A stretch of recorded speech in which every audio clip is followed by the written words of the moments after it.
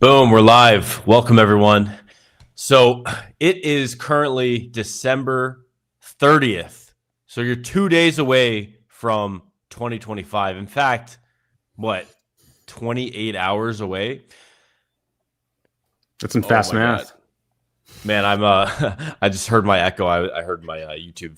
I had a YouTube tab open. But yeah. So yeah, we're gonna talk about like uh goal setting in this call, and not just goal setting, but also like the habits, the actions, the things that you need to do to accomplish your goals in the new year. And we're just going to come at this from the perspective of dating, because you guys follow us because you obviously either you want a great relationship, you want more dating options, and yeah, so we're going to come at it from that angle.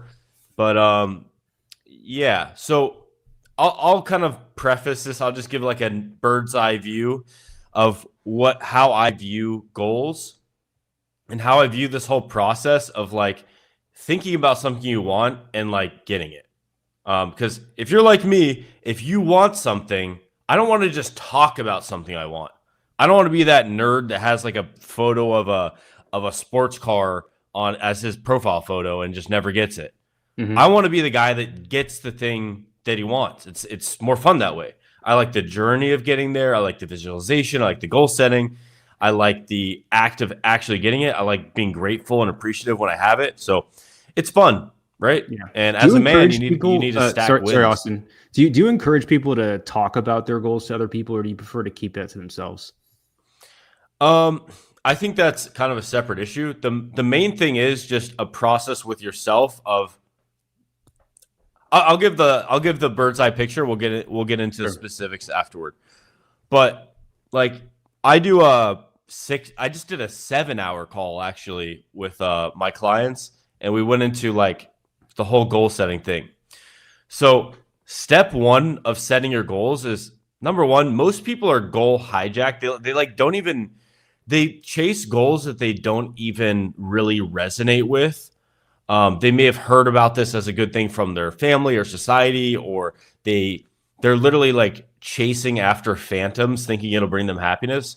So the first part of all my goal setting is clear away all this like bad energy, these bad ideas, like these insecurities that are driving you, and really kind of have a blank slate, get down to the zero state, get present, and feel into your body, and like have yourself like let yourself start to visualize like what you actually want. What do you actually want out of life? And I don't even like to set really year goals, although those can be good for some people. I think it's good to have like a general idea of like where do you want to be in life? 10, 20 years from now, where do you want to be? Like where's that North Star for you? So the first thing I do is just clear away all that nonsense and kind of get my inner game right, so that I have an accurate like subconscious that's leading me to pick the right goals. Um, Once I have that goal, it starts to come to me. You might have like a loose idea of what you want. So I like to do what's called SMART goals.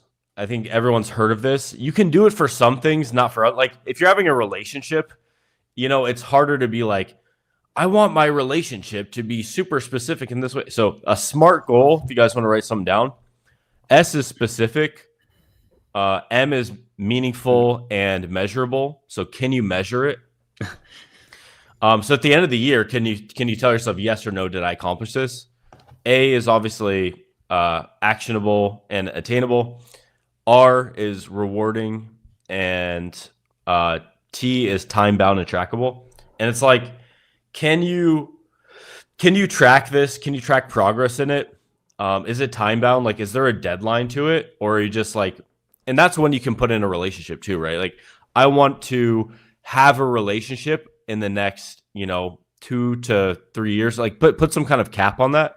You don't want it to like too soon where you're desperate, but obviously like make it a certain time cap so that you have urgency to do it. Like most people just don't put deadlines on anything. So someone said, is this pre-recorded or live? This is live. We're live, guys. We're doing Anyway, it I'm live. getting too specific now. So you crystallize your goal. You have that goal of what you want. So like my goal for this year, my main goal. Actually, let me back up. When you're setting the goals, the first part is you want to brainstorm. So there's the Hemingway quote. It's like you want to write drunk and edit sober. You want to just let your mind run wild like you're a kid on like Christmas Eve, and you're like, you can like ask for anything from Santa.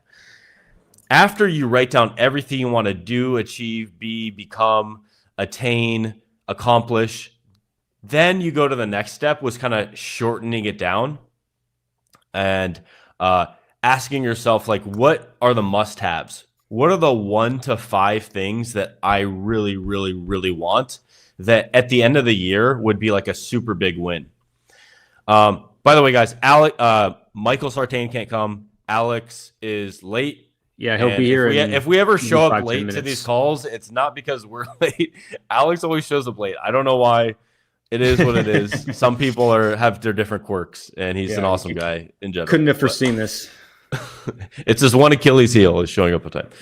But yeah. So what the fuck was I talking about? Yeah. So you have a big list, then you shorten the list to those like 1 to 5 things, because you could write down like 30, 40, 50 things would be cool to have. But the problem is if you pursue all of them, you're going to make marginal progress in almost all of them, and you're not going to get anything done in a meaningful way. So it's important to focus. Like focus is like a laser. If you shoot a laser out like very wide, it won't do anything. If you concentrate a laser very, very precise, it'll cut through steel. So, yeah. Some people say that a focused idiot can accomplish more than a distracted genius. So focus really plays a big role. Focus is the new IQ. And then after you get that short list of like the 1 to 3, 4, 5 things, I personally I say 3 or less should be focused. You want to rank them, and the reason you want to rank them is because at a certain point, your push is going to come to shove, and you're going to have to choose what you value. Like my main goal this year is to become the #1 best in-person dating coach that teaches in-person programs in the world. And in order to do that, it's going to cause me to sacrifice a lot of things. And if you don't sacrifice for your goals become the sacrifice. So in my going to that, should be, other goals that are sacrificed in the process. So let's say one of my minor goals this year is to become really good at dance. So I want to become like very proficient at like intermediate level at hip hop and house dance. And like, if I'm, coaching a program and I have a dance class, I'm obviously going to cancel the dance class in favor of that top goal. So anyway, so that's what you pick, a main goal. And then I have this systems creation thing. If you guys ever read the book Atomic Habits, he talks about how like you don't rise to the level of like your goals and expectations. You fall to the level of your systems and your habits. So it's really important to have a really good system. So part of the process of when I do this, after I'm done with the goal, I write like, why do I want this goal? I write down all the underlying reasons, motivations, whether it's selfish or selfless. So if it's selfish, it could be something like, if you want to get good at a game, it would be like, I want to make people think I'm cool. I want to fuck a lot of girls. And then like higher level would be like, I want to make every girl better than I found her. I want to make the world a better place in that process. I want to use game to self-actualize so that I can be a better example for people around me and give back. I want to contribute to the interactions and the fun in my community. Like you could, it doesn't matter if it's selfish or selfless. Selfish stuff can get you started. But obviously you raise the paradigm and the consciousness over time. So write the reasons why you want it. And then also write the reasons like what happens if you don't accomplish that. So if you think about yourself, like not learning game, what does that look like? Alone at home, jerking off to porn, isolated, feeling awkward, feeling like you let, more of your life go by as you get more and more socially weird. You're not able to connect with girls. You feel like divorced from humanity. You don't have great, crazy sex. You're kind of like regretting the time that you've wasted. You see girls walk by and you realize that like you didn't talk to them and you just feel this regret. And then you magnify that, not just 1 year, what about 5-10 years down the line? Like, what does that do? It doubles the pain. It triples the pain. Do you want that to be you? Obviously not. So any goal you have, write down the pain of not achieving it. And those two things, if you should have at the end of this, basically one thing I do is I create like a poster. Like I have a poster of some of my shit. And it's something you can look at every day. Or another thing I have is it's like let me pull this up. I don't know if I want to share mine, but it's a life goals tracker, and it helps me keep track of my goals in Notion. So like every day, if I'm researching for my goal, or like, for example, I want to be the best in-person dating coach. One of the things I'm doing is I'm getting really, really niche down into helping inner game problems, which is the root of most game problems.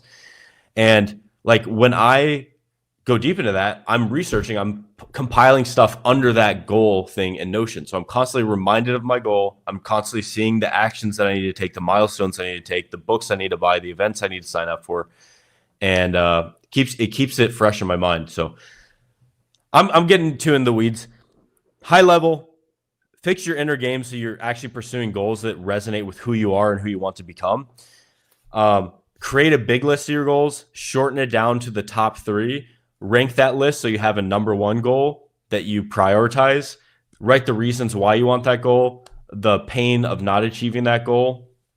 And the systems part of it is largely based on your habits, right?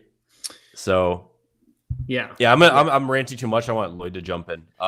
Cool. Habits, so, and then at the very, very, very end, you want to kind of consolidate all of that and put it in like some kind of thing that you look at all the time. Notion, whiteboard, on your fridge. I literally put a whiteboard on my fridge so I can write on it, or poster, something that you visualize every day and you interact with in a way you don't get banner blindness. Yeah. So, dude, what Austen said, it was like a lot of good things. I think Rick Allen, I don't know if he's he was messaging. He's like, maybe just chill out and don't obsess so much about self-optimization all the time. Yeah, so not everyone is going to be as obsessed with their goals as Austen is. Austen is a guy who wants to be the best at what he does. I think everybody should want to be the best at what they do. But if you're just a guy who's like, you know what, I just want a girlfriend this year or something like that from a dating context, let's plan about, what that could look like. Let me know if you do this exercise too, Austen, but I do an exercise called your Perfect Tuesday. So this is like when things are going well, what do you want your life to look like in the future? What do you want a Tuesday, an average Tuesday to look like in your life in the future, right?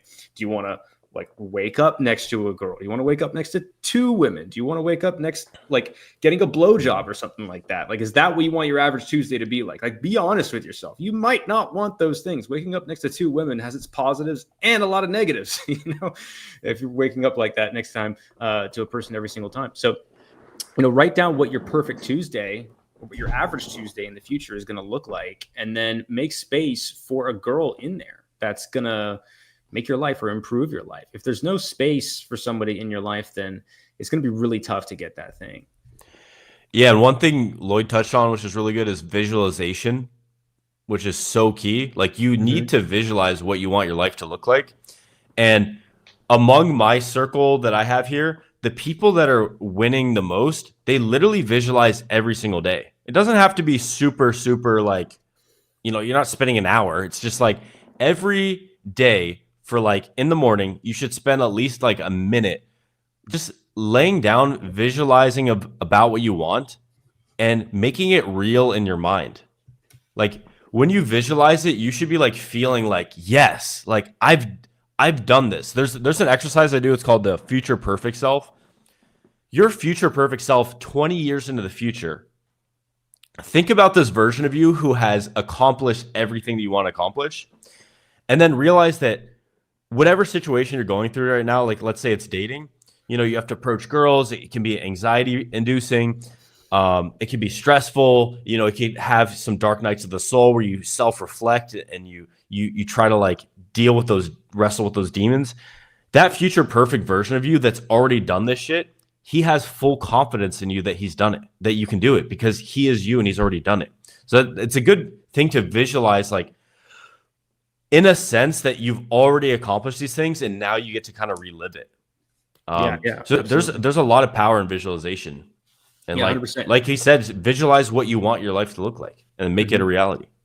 And I think there's also something to be said about, like, when I was doing my visualizations, let me know if this was you, Austin. Like, I found that the better I got, the closer I got to my goal, the clearer I could picture it. And then I could picture, what are some possible things that are going wrong before they happened, and I was well equipped to handle them. So I'm sure you've done this maybe when, you were first starting to go out. Like, I would visualize how my night was going to go. Like, what kinds of things were women going to say to me? After going out for around about a year, like, I could almost imagine not quite everything, but most of the stuff that a woman could possibly say to me if I walked up and talked to her. So my visualizations were really good. And as a result, my results when I went out were really good too. If at first your visualization is a challenge, if you're having trouble picturing it, that's okay. It's not going to be perfect at first. You're not going to be able to perfectly visualize something that you've never done. But as time progresses, I find the visualizations get a lot better. And that means that you're progressing towards your goal. And sometimes you see it before it happens. That's just how it's been for me. But I find that Yeah, and you can get evidence to show yourself and make it even more real for yourself. I've heard of guys like Dan Pena. He used to do this. Like, before he was rich, he would literally go to like Rolls Royce dealerships and just like look at the cars. He would go to like country clubs and kind of like just feel what the environment's like, to kind of show his brain a little bit more proof. And the same thing applies with game. It's like you have that North Star that you're going toward. And then over time, you're giving yourself more proof, more evidence. And eventually you don't need to visualize, like, your visualization doesn't matter that much when it's your reality. Like, right. And it's like the belief stuff, like working on your beliefs is insanely important in the beginning. Focusing on these visualizations, super, super important. And there's always room for visualization, but like, I like the quote, belief is overrated. I prefer evidence. Like, as you get more and more evidence, you don't really need the belief stuff and the visualization as much. You still need to like work on your inner game. Like, inner game is not a process where you're like, oh, I've done it. I've fixed my inner game. I'm good. Like, inner game is a constant process of like trimming away bad thoughts. It's like constant cognitive behavioral therapy where you're reevaluating how you're thinking, so you have more pure and helpful and constructive thoughts. And a lot of people, we get stuck in these cycles of shame and despair, depression, and a lot of that stuff comes from what we're focusing on, how we're interpreting things, what meaning we're placing on those things, and the thoughts that were recurring. So I'm kind of getting into the weeds, but another thing, this is a good example of it. Another thing I have for goal setting is, when you have that goal, the way you talk about it determines how likely that goal is to happen. So if I say, I will get good at game, I will have great results with women. And even if, like, further than that, start making that literally your identity. Like, I already am a ladies' man. Like, women love me. If you start to internalize that, you draw it toward yourself much, much more quickly. If you have, like I did when before I even found game, I was telling myself this false story that women will never love me. And I would literally ask myself this recurring question of like, why don't women love me? Why don't women like me? Why can't a girl, like, am I ever going to get a girlfriend? And those questions imply that I'm not good with girls. I'm not good with women. Yeah. And it literally let girls that were somewhat interested in me, it repelled them away. So it's so incredibly important. And if you guys are listening, don't just listen in derp, beep, boop, beep, robot mode. Actually pay attention to what we're saying and let it land, that the words that you're using, the thoughts that you're having, are why your life is the way it is. If you don't have a great woman by your side, if you don't have abundance of dating options, it's largely coming down to the thoughts that you're having. And a lot of the negative thoughts that you have are clouding you away from inspiration. You're not inspired or motivated to take action because you have negative thought patterns that are clouding you and keep preventing you from that inspiration that gets you to take the first step. Yeah, 100%. And I think a lot of guys, when they get into this negative headspace, the negative thoughts become their identity, saying like, why don't women like me? That statement right there assumes that women don't like you. And then what you said before, which is that, women do like me, they just haven't seen it yet, or, I haven't done these things yet. That could be a more empowering thought because you're already assuming that you have it. And just because it hasn't happened yet doesn't mean you don't already have it. If I told you, like, with 100% certainty, in a year you were going to get an amazing girlfriend, you would kind of feel like you already had it. You'd walk around with that confidence.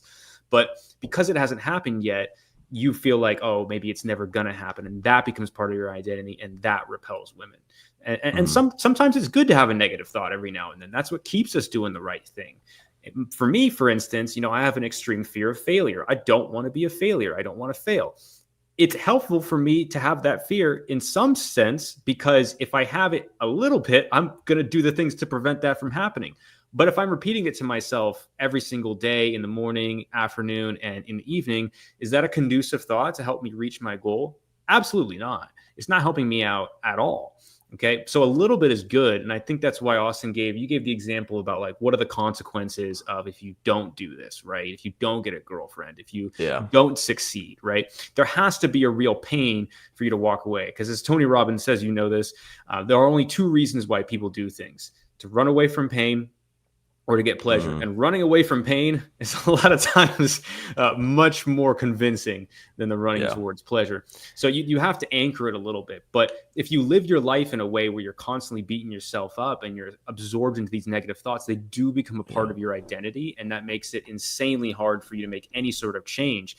People tend to feel good when they're doing stuff. When they're motivated, it's usually a good feeling. It's usually a feeling that they like. It's not a feeling that they dread. It's not a feeling where they feel lethargic or they don't feel like doing anything. That's the depressive thoughts. Those are the thoughts that are holding you back. And so the things that you tell yourself, that's literally like the engine that's going to fuel you from going farther on. And for most people that I've coached, the biggest dip, I've taken guys, and you probably have too, Austin, where they come to you and, like, dude, I've had guys where, like, I'm like, this person literally has the IQ of a goldfish.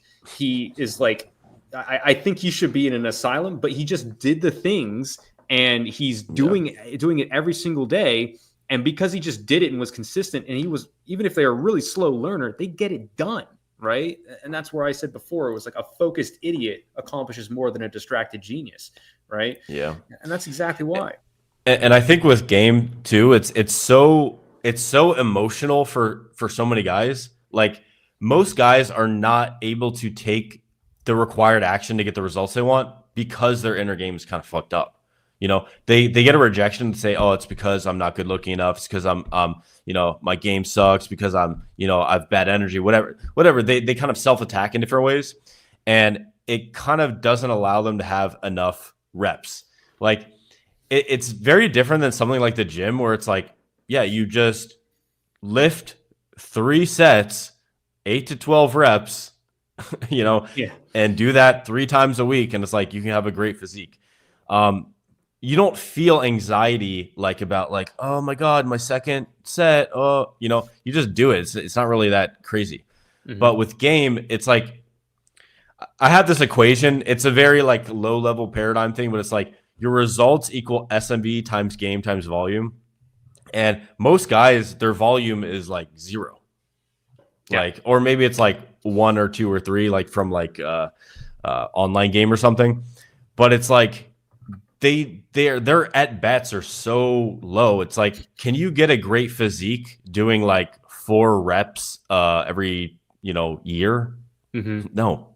And why would you expect to have great dating results if you're unable to even, like, work on your social skills because you only approach or talk to 1 or 2 girls a year? He's here. Yo, Alex, we just did like kind of like a brief overview of like goal setting and how to accomplish things. And, after we were talking mad shit about you. Oh yeah. Fuck Alex. I'm just kidding, man. Yeah, we were talking about goal setting and everything. Have people been asking about my demonetization thing or not yet? What happened? What? I got demonetized from YouTube on Christmas Day, 8 p.m. Got the email. Fun way to spend the holidays. I'm sorry to hear that, man. That fucking sucks, dude. Yeah, it's also total bullshit. So the reason they gave me was that my content is used for sexual gratification, which means like dudes jerking off to it. And then obviously my content is like, even though it's sexual, it's educational. Like YouTube allows you to have sexual content, even nudity, if it's for educational or scientific purposes. Mind you. Damn, man, I thought that was just me that was doing that to your videos. Everybody else is doing that too. It's crazy. Yeah, so then I've peeled it, and then I also posted on Twitter, and I got Destiny to retweet, and then a whole bunch of other people started retweeting it. So they finally replied to me, and it's just like, I think it's just an AI, or it's a bot, or it's just some dude who's completely autistic or something, because they're just, what they say just does not in any way engage in what I said. Like my last email I got from YouTube like 8 hours ago was talking about like how my channel was terminated because of gang violence. I was like, first of all, my channel's not terminated. Second of all, you're replying to the wrong person. You're thinking of a different thing. Like they're not even replying to the right email. So it's crazy. But yeah, hopefully I can. Hopefully you got it back, man. That really sucks. Yeah, it's pretty ridiculous, but. Cool. All right. Well, do you guys want to keep talking about goals? I got some other stuff that we want to talk about. We can get back to the conversation I had. Okay. Yeah, well, one of the things Lloyd said is that it's okay to have negative thoughts sometimes because when they bring you to action, and I agree. There's this concept I have is let some fear come in to motivate you. So when I have guys describe like the dating life that they want, I'll say, what percentage of guys do you think have that? And oftentimes they'll be like, I don't know, like less than 1%. 2%, 1%, So it's like if 1% of guys have what you're describing, like it's probably pretty difficult and you need to like take it seriously. Like, yeah, not everyone makes it, right? And you should ask yourself, like, are you willing to either put in the reps, the time, the effort, find an interesting strategy? Like you have to do something to get it. You can't just like, there's no free lunch. The universe doesn't reward you for just sitting on your ass. Yeah, and if you do what everybody else has done to get that goal, you're probably going to get what everybody else has gotten, which is, the average guy, the results that they're getting. I don't know if you've seen them, but they're not great and they're getting worse, So most of the guys I get, I'm like, what are you doing to, improve your dating life, right? And they'll be like, well, like I'm on dating apps. I've tried them a bunch. I'm like, how'd they going? Not well. Okay. What else are you doing? Oh, I hit the gym like 3 or 4 times a week. I'm like, cool. You literally are describing what every single guy on the planet currently does. And you're expecting to get amazing results. You got to do more. You got to do what Austen and these guys talk about, which is go out and approach women. It's crazy too. There's a Jeff Nippard video talking about like, it was like polling guys. I think he was referencing a study, how much guys can bench and how many sexual partners they've had. And it was like guys that can bench 135, they have an average of 4 sexual partners. Guys that bench, 225 have 6. And the guys that bench, what is the other one? 315. It's like they have 10 sexual partners in their lifetime. And I'm like, bro, that's like you could fuck that in a week. What are you talking about? Like you're literally like dedicating your whole life to hit like insane PRs at the gym, like bench press to get girls.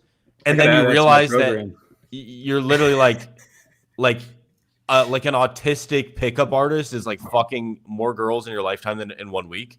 Like people downplay the importance of social skills and human psychology so much, and like not understanding or comprehending how powerful social skills are, game, human psychology is ridiculous. Yeah. Like, and obviously. Alex has some people in his audience that no matter how much proof you show them, they will deny it. some black pill guys. But I think it's very popular for fitness coaches to talk about that. And dude, I bet you, I don't know what percentage it is, but I bet you a large percentage of the guys who were in fitness got into it because they were just like literally too afraid to approach women. I know More Plates, More Dates talks about it. Like he's honest about it. He's like, that's why I got into it, is because like I was scared to walk up and talk to women. And I feel like if I got jacked, it would be a lot easier, And a lot of people say, well, no, I just do the gym for me and blah, blah, blah. And same thing with money. No, I just like to make money because I like to make money. It's like a lot of your subconscious actions, the motivations for those actions are in the pursuit of mating. Like you realize like being good, like your ability to get beautiful women is in many ways like the ultimate skill in life. Like guys become billionaires because they think resource acquisition can eventually make them good enough so that they can attract an attractive mate. Yeah. But 100%. And then there's a lot of people who like, so in when if you're on this planet and you're a living being, right? The two things are survival, right? That's the most important. And there's replication. Survival's pretty much taken care of. Like, I don't know anyone who can't survive in this world. You can live off welfare. Like that's pretty much, that stuff is taken care of. The more interesting part, or the part that takes some skill, is being able to replicate, and being able to replicate with who you want to as well too. Because I think most guys can get a girl if they want to. And by the way, most guys probably watching can do well with women. It's just not the women who they want. And so learning that skill, you have to do other things. You have to be better. You have to improve. And although humankind is not a perfect system, women are specifically designed to select men who are the most fit to keep the human race going. That's how we survived. If women just fuck the way men do, we would have, like, we'd still be living in caves, or we'd be extinct millions of years ago. Like, that's the whole point of the game. Is this? It's not quite a pure system, but that's what its goal is to be able to do. Damn, this is just way too much value for my taste. All right, I gotta let's be go the full evolutionary retard. psychology guy because Michael Sartain's not here. We need to go back to I don't know, arguing about some petty shit. Goal setting. Have you noticed that the countries with the most attractive women and men tend to have the most selective dating? I don't know, because if you look at version. Russia, like Russian women are really good looking. Russian men are pretty ugly. Yeah. So there's Because definitely a big there's no mismatch game there. in Russia. Like in Russia, How do you guy, explain that? How do you explain like some? I've heard that the same thing about like Lithuania. I used to date a Lithuanian girl. Oh, you did your first in-person podcast with me and her at your place. But yeah, she basically says like in Lithuania it's like a saying like the women are like insanely hot and the men are like just like trolls. Yeah. So it's because there's no game. Because like all you have to do. Have you ever in met a Eastern Europe- Lithuanian Giga Chat? Like, what would that even look like? No, I in places like that, because it's so violent and it's like, you know, there's a lot less rules. You basically, like, in Russia, you got to make money and be able to kill people, and that's your game right there. There's Not no really, walking like- up and saying the perfect line. Like, nobody gives a fuck. That's about not that. really like a thing, though. what Like, would you know say that, is the right? reverse of a Russia where like the guys are way more you're attractive in, than the girls? politics, which you can't be because you will get assassinated. Aside from that, I'm exaggerating, obviously. yeah, but you live like, a normal life. It's a little Like, bit different. There. It's not like it's a bunch of like cavemen running up and like grabbing hot like blonde Russian girls and like dragging them back into our gulag and being like, "You'll get raped now." It's like it's an orderly society. I know it's an orderly society, but the threat of violence is much stronger there than it is here. And It's actually in some ways, like if you're in Moscow or St. Petersburg, it's safer in terms of like street crime. The only thing you have to worry about is violence from the government. Really, typically, at least in those big cities, there's obviously some crime, but generally speaking, and again, like that doesn't affect you unless you're like in politics or you're criticizing the government. Like if you're just like a normal person who works a normal job, like there's really a lower threat of like you being harmed in a big Russian city versus a big American city. Dude, white and Asian countries are very safe. maybe it's just From the my places Well, that I've- England, my on the experience. other hand, I don't know how safe London is. Anyway, yeah, I think Eastern European. You know what's funny about Eastern European women too? I tell guys who are like interested in them. I actually think so. From the Eastern European women that I've dated and with my clients as well too. Let me know if you guys have seen this. They're a bit harder to eventually sleep with. They're a bit harder to like get, so to speak. But persistence really pays off with them. It pays off a lot more than I think it does for American women. It's more admired in Eastern European culture being persistent than is, I would say, American culture. But there's a massive cheat code. The cheat code. Should we is- get Todd V on the next one? Yeah, he would love to come. Sorry, I forgot to invite him this time, but I know he will be here the next time. I know he's waiting. He's probably sitting here. Alex, eager. I have a juicy drama question for you. So basically, you've done podcasts with literally like everyone. I saw you did a one with Cliff's List, which is like this guy's been in the dating industry for like 25 years or something. Yeah, and he then actually you've reached out done- to me first. That one was interesting. Yeah, and you've done stuff with like Richard Laurina, who isn't even in the industry anymore. Like No. you've basically interviewed everyone. That's who super are old the school. people? Who are the people that refuse to do a podcast with you or Basically refuse to. every single red pillar, with the Fresh and exception fit. of like some small ones. Yeah, like every red pillar, like just wherever the red pillar is, just they wouldn't do it. Like Todd, They won't even have like a discussion or a debate or. no. They sometimes they will agree, but then they'll back out last second, or they'll just like outright ghost. Yeah, no, they're all cowards. Imagine your worldview being so fragile that you can't even discuss it. I mean, they can only discuss it with drunk 18-year-old girls at like 2 a.m. where they have the mic and have access to everything, and where they can cut them off. Yeah. Yeah, they don't like guys disagree with it. Dude, I was watching FitX Fearless the other day, and he was like the number one He's another sign that coward. the number one sign that you know you're ugly is if you have to wait in line. Because Oh, good-looking people don't have to wait in lines. I was like, fuck, man, I knew I was ugly. Yeah, it's almost like a parody with some of his content at this point. But yeah, he was gonna come on too at one point, and then he just bailed. What's it called? Him. Then like all the RSD guys won't come on, like Todd, Julian, any of the RSD guys. But yeah, aside from that, I think most people are down, unless they're like too famous. You know, if they're like fucking Neil Strauss, like I don't blame him for not coming on. Actually, this girl that he used to fuck was a fan of my channel, and she's actually reached out to me, and she tried to make it happen, but it wasn't. How did you know that? Is that what she led with? Hi, I'm a former sexual. No, partner she of Neil like Strauss. no, she wasn't a sex worker. She was just his old fuck buddy. No, she showed me photos of them together. Like she's okay, real. Yeah. It came up in the conversation. She didn't leave with that. Okay, gotcha. That makes sense.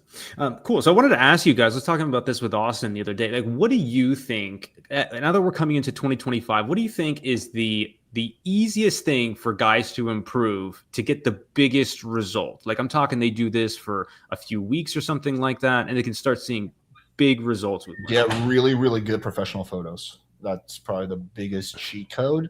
Yeah. It's gonna, if you're super awkward, it might not help because then you'll just fuck it up on the date. But if you're like moderately normal, then you could just and just copy copy some of my shit, copy and paste it, and it'll work like 70% of the time, because 30% of the time you'll probably use it incorrectly, but it'll still be that's probably the biggest cheat code. Do you use the AI enhancements that are available? Yeah. I think you can use those, but to a degree, I think that you can. They flag some of them. That's why I'm asking. Yeah. Oh, I've never had that issue. I just actually recently, when doing an experiment, being a Trump fanboy versus a Biden or a Kamala fanboy to see which one gets more likes. That one's actually been a lot of fun. Dude, I kind of regret not doing this now, but I was thinking about doing creating like troll signs for both things. So I'd have like a Kamala sign. It'd be like defense contractors for Kamala, or like and then for Trump it would be like, I don't know, like the oil barons for Trump, whatever, like just trolling. But I didn't. Yeah, I've been trolling really hard because I'm running there. So I have a friend running the Trump account. I've been running the Trump account, and the girl, because I'm running this in Houston, and I wanted to pick a city that was like kind of politically neutral, which Houston is.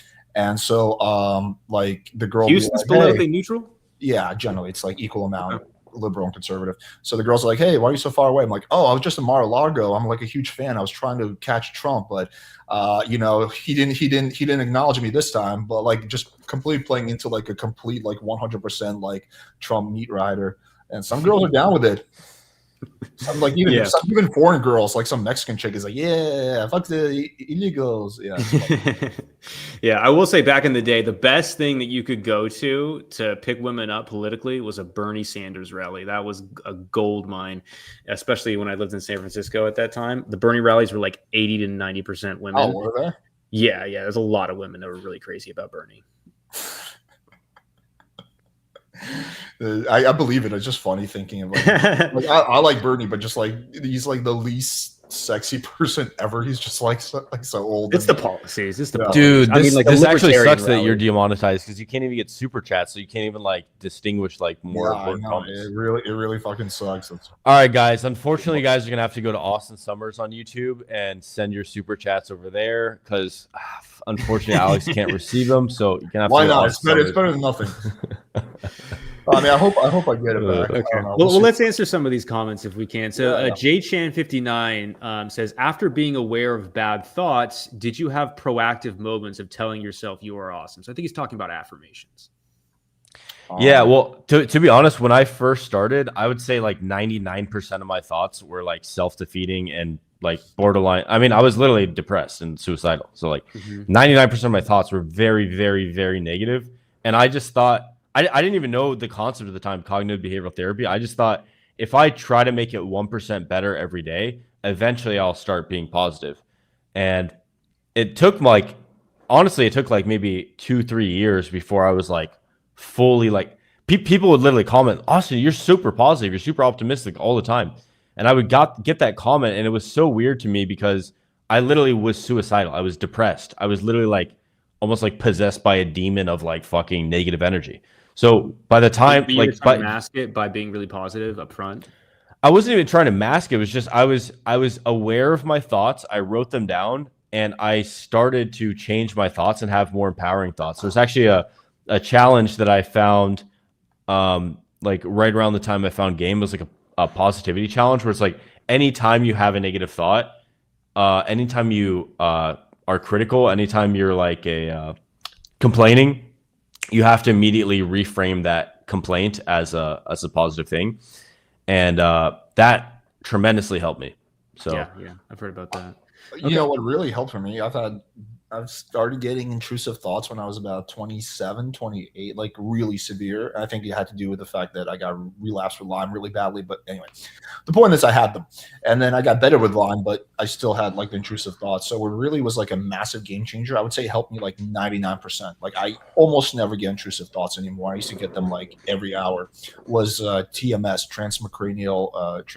transmagnetic or transmacranial. I forget how, but TMS. Type in TMS and it'll come up. And essentially they put like a magnet on your head, but it's like an advanced machine and they operate it for like 5 minutes and just kind of like zaps your brain a little bit. But yeah, it was Is like it transmagnetic stimulation? maybe that, yeah. Okay. Yeah, I've heard about that. But yeah, that was like you have to do a bunch of sessions, but that was like the biggest game changer. Just like all these intrusive thoughts I used to have just completely like went away. Like it's crazy. They lobotomized you? That's fucking nuts, dude. It's crazy how much of a 9-day difference it is. Because like you think like, what the fuck is a magnet gonna do? But yeah, and I don't have to like I haven't gotten them 3.5 months. Like it's not like I have to keep going. Fucking magnets. How do they work? Well, cool. I have a good way to kind of handle this issue. So, Austin was mentioning cognitive behavioral therapy. So I don't know if this is exactly CBT, but it's kind of close. So what you want to do, so let's take a thought. Let's say, maybe your thought is, I am ugly. You believe that you're an ugly person. Okay. And that's the repeated thought that comes up again and again. So I recommend that guys write down their thoughts that are negative, that are repeated throughout the week. And then we analyze them. We put them up to evidence. Okay. So let's say you are ugly. What evidence do we have that suggests that you're an ugly person? Right. And then you look at the evidence. You look at has there been anyone? fuck, dude. There's a lot of evidence. God damn it. The evidence is overwhelming. I have to wait in line. The evidence is the mirror, dude. Look in the mirror. The evidence is the YouTube comments. Fitix Fearless is roasting. What is the me on evidence his that live- I'm on his live experiencing stream. male pattern baldness? Let me see here. But We got usually, John 45 from Minnesota saying, "Bruh, just shave it off." Okay, that's a piece of evidence. We got Michelle 49. So, what I usually turn to is when guys tell me this, that they're ugly, is usually that they're not ugly. Okay. They usually believe there's something bad about them, or one time a girl didn't like them or something like that. But when you look at the evidence, there's usually a lot of women who do find them attractive. It's just not the women who they are their first choice. Right. So if they really were ugly, then no women would find them attractive. Right. So there's obviously some women who do. So there are some attractive things about them. Okay. Well, what are those attractive things about them? Right. So you ask yourself the question, does this hold up to evidence? But when you make blanket statements like I'm ugly, nobody likes me, you really got to put that under a microscope. And usually they're wrong. When people say that, every girl, I could sleep with any woman I want, that's usually a statement that's not true. And when people say like, no one likes me, I'm a loser, I suck, I'm ugly, like no one's ever going to like love me, those statements are usually wrong too. But I find that when you spiral, when you're in a depressive state, when you have a negative thought that's repeated, it tends to go to the black and white version. It tends to go to the exaggerated extent. So to get out of that, I hold it up to evidence. We actually analyze it and we think of any counterexamples. Are there any counterexamples to this? We write them down and the thought stops having power over us at that point. And then we can start doing the stuff that Austin was talking about. That's interesting because for me, actually, I remember dealing with this. Is that my strategy was just not to engage with the thoughts at all. Because when I would try to logically disprove them, there would just be more of them because they're typically not logical, not based in logic.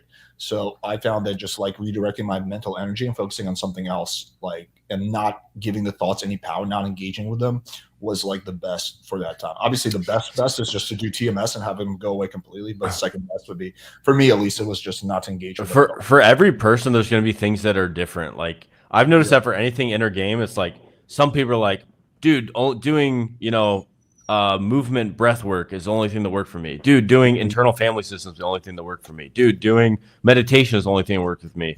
Dude, I didn't even like think about it. I just took action and something clicked in me, you know? For me, actually, the most powerful thing that I found, I discovered this pretty recently. It's like a Hawaiian healing mantra, and I did it on my call the other day. And this is called Ho'oponopono, and literally all it is the same mantra over and over again, which is like deceptively kind of simple. And I'm just gonna post it in the chat. And basically, you just repeat this mantra, and you say it out loud, and you think about like as if God is speaking through you. And it's so intense. Like, dude, people will start weeping with this. People will like, yeah, dude, it's no porno. Yeah. In Hawaiian, it literally means to make right. Well, the Pacific Islanders, man, they got some crazy chants and tribal shit going on. I really like that stuff. Yeah, but, and when you see this mantra, you're just gonna be like, this is very simple. But it's literally this phrase. You repeat this over and over and over again. Dude, for a second, I thought someone hacked my account, and I saw my name. I'm sorry, I love you. I was like, Jesus fucking Christ. And then I saw it, and I'm like, okay. Dude, it's so powerful. It's like, when I did this exercise at an event, I literally just got to the event, and they were just doing this exercise, and I started doing it, and I instantly started crying. Dude, it like released, right. And the way they talk about it for you, then, yeah, that's one that works for me. Everyone's gonna resonate with different things. I found this one with my clients. This one's actually very, very important. A lot of people, especially in dating, are stuck in like cycles. Like people in the pickup industry, especially, it's like they're stuck in cycles of shame and self-attack and stuff. And you'll see it with like even the comments under Alex's live streams. It's like these people are like constantly trying to like attack and negative energy and like low consciousness and like they're like literally like demonically possessed. And when you repeat this phrase, it's kind of like a cleansing phrase. They literally say it's like it gets rid of negative energy. All I have to do is get repeat this phrase. I'm sure they'll be everyone in the comments here, just start repeating this over and over and over again, please. It's actually just a small percentage of people in the comments who are just very loud, but I shouldn't address them because there's like 95% of people that are just listening. Like, these guys are dropping value, you know? Yeah, the vast majority is like positive. 5% of every niche is like just complete weird psychopaths. So, yeah. Well, I think for me, what works, and maybe somebody else on this call can speak similarly, but I'm always a logic practical guy. Like I did physics when I was in college, so I have a degree in that, and like that kind of process where you break things down to their fundamental components is how I understood game. And so that's how I kind of analyze my thoughts. I break them down to their most simplistic components. Is it a perfect system? No. Okay, because we deal with emotions, and logic is a way for me to kind of understand them and where they're coming from and hold them up to evidence and see if they actually hold true. And for me, at least, if I see enough logic, if I see enough evidence, I can change a thought. I can be convinced of it. Maybe not 100%, because you sometimes have to do it to feel it. But it really helps me, and it helps a lot of the guys that I help, because I think I get a lot of guys who are like more practical and logic oriented. Well, it is logical, but at the same point, it's like a lot of people's dating issues is because they're stuck in their head. But but the thing that you're describing is somewhat of an emotional thing. They're writing down like the literal empowering flip version of that belief or that idea or that thought, and they're looking for evidence for why that a bad thought wouldn't be true, and then they're saying like, here's why I'm attractive, you know. And writing that stuff down, you have a feeling about that. And the other thing with people that are like, I'm just so logical, I can't open my emotions at all. Like, I'm a very logical person. Chess, I was a chess group. I'm a chess. What the thumbs up thing? What is Yeah, this? it's annoying as shit. Yeah, I'm a debate champion. There's so many things that I've done that are like very logical, and I always love science. I did IB International Baccalaureate program, took all the AP classes, etc. I'm a very logical person, but you should, and if you're a logical person, you realize that there's so much of what we do that is just emotions driven. Most of the reasons why people are doing or not doing things are not because they're logically sitting down with the pro and cons. Yes, They're doing it because they feel it. Yeah. And at a certain level, we're all kind of like retarded 5-year-old children inside of our emotions, and we make decisions very irrationally. And you can look at that even for voting. Like there's a thing where people say like, 90% of people are basically retarded. When they vote, they're just flipping a coin and they choose whatever side the coin flip. 10% of people are rational and they vote for the right candidate. The problem is no one is fully rational. There's a myth of the rational voter. The rational voter doesn't exist because there's certain biases, tribalism, America, I can't buy anything foreign because, all these type of things are like human biases, economic biases. Like we are prey to so many cognitive biases that we really are not very rational. I do think there's definitely a point that rationalism can help you, but especially with dating, I think it's a very emotional, personal thing. And the same kind of patterns that emotionally played out in your childhood, your adolescence, or during some trauma that happens are going to be playing out in your dating life, in your adult life. Unless you address those emotional needs, I think they're going to keep repeating. And if you want to about this in sales, how like every guy was a numbers guy, because we would get this so much. Like, yeah, bro, it's about the numbers for me. The numbers make sense. Then I'll buy solar. And how none of them were actually motivated by like logic or numbers at all. It was always an emotional decision. So we would just always, every time someone would say, I'm a numbers guy, we just like kind of laugh at it because it was just so absurd. I was going to flex this. I totally agree. Dude, my self-esteem is held up by a thread, and that thread is my... Excuse me, can I finish my statement? Even the most people who claim they're like, bro, it's all logic and facts, like tend to be some of the most emotional people. Case in point, Myron. I mean, do you need any more proof than that? But yeah, so I think that, just everyone, no matter who you are, including myself, we make a lot of emotional decisions.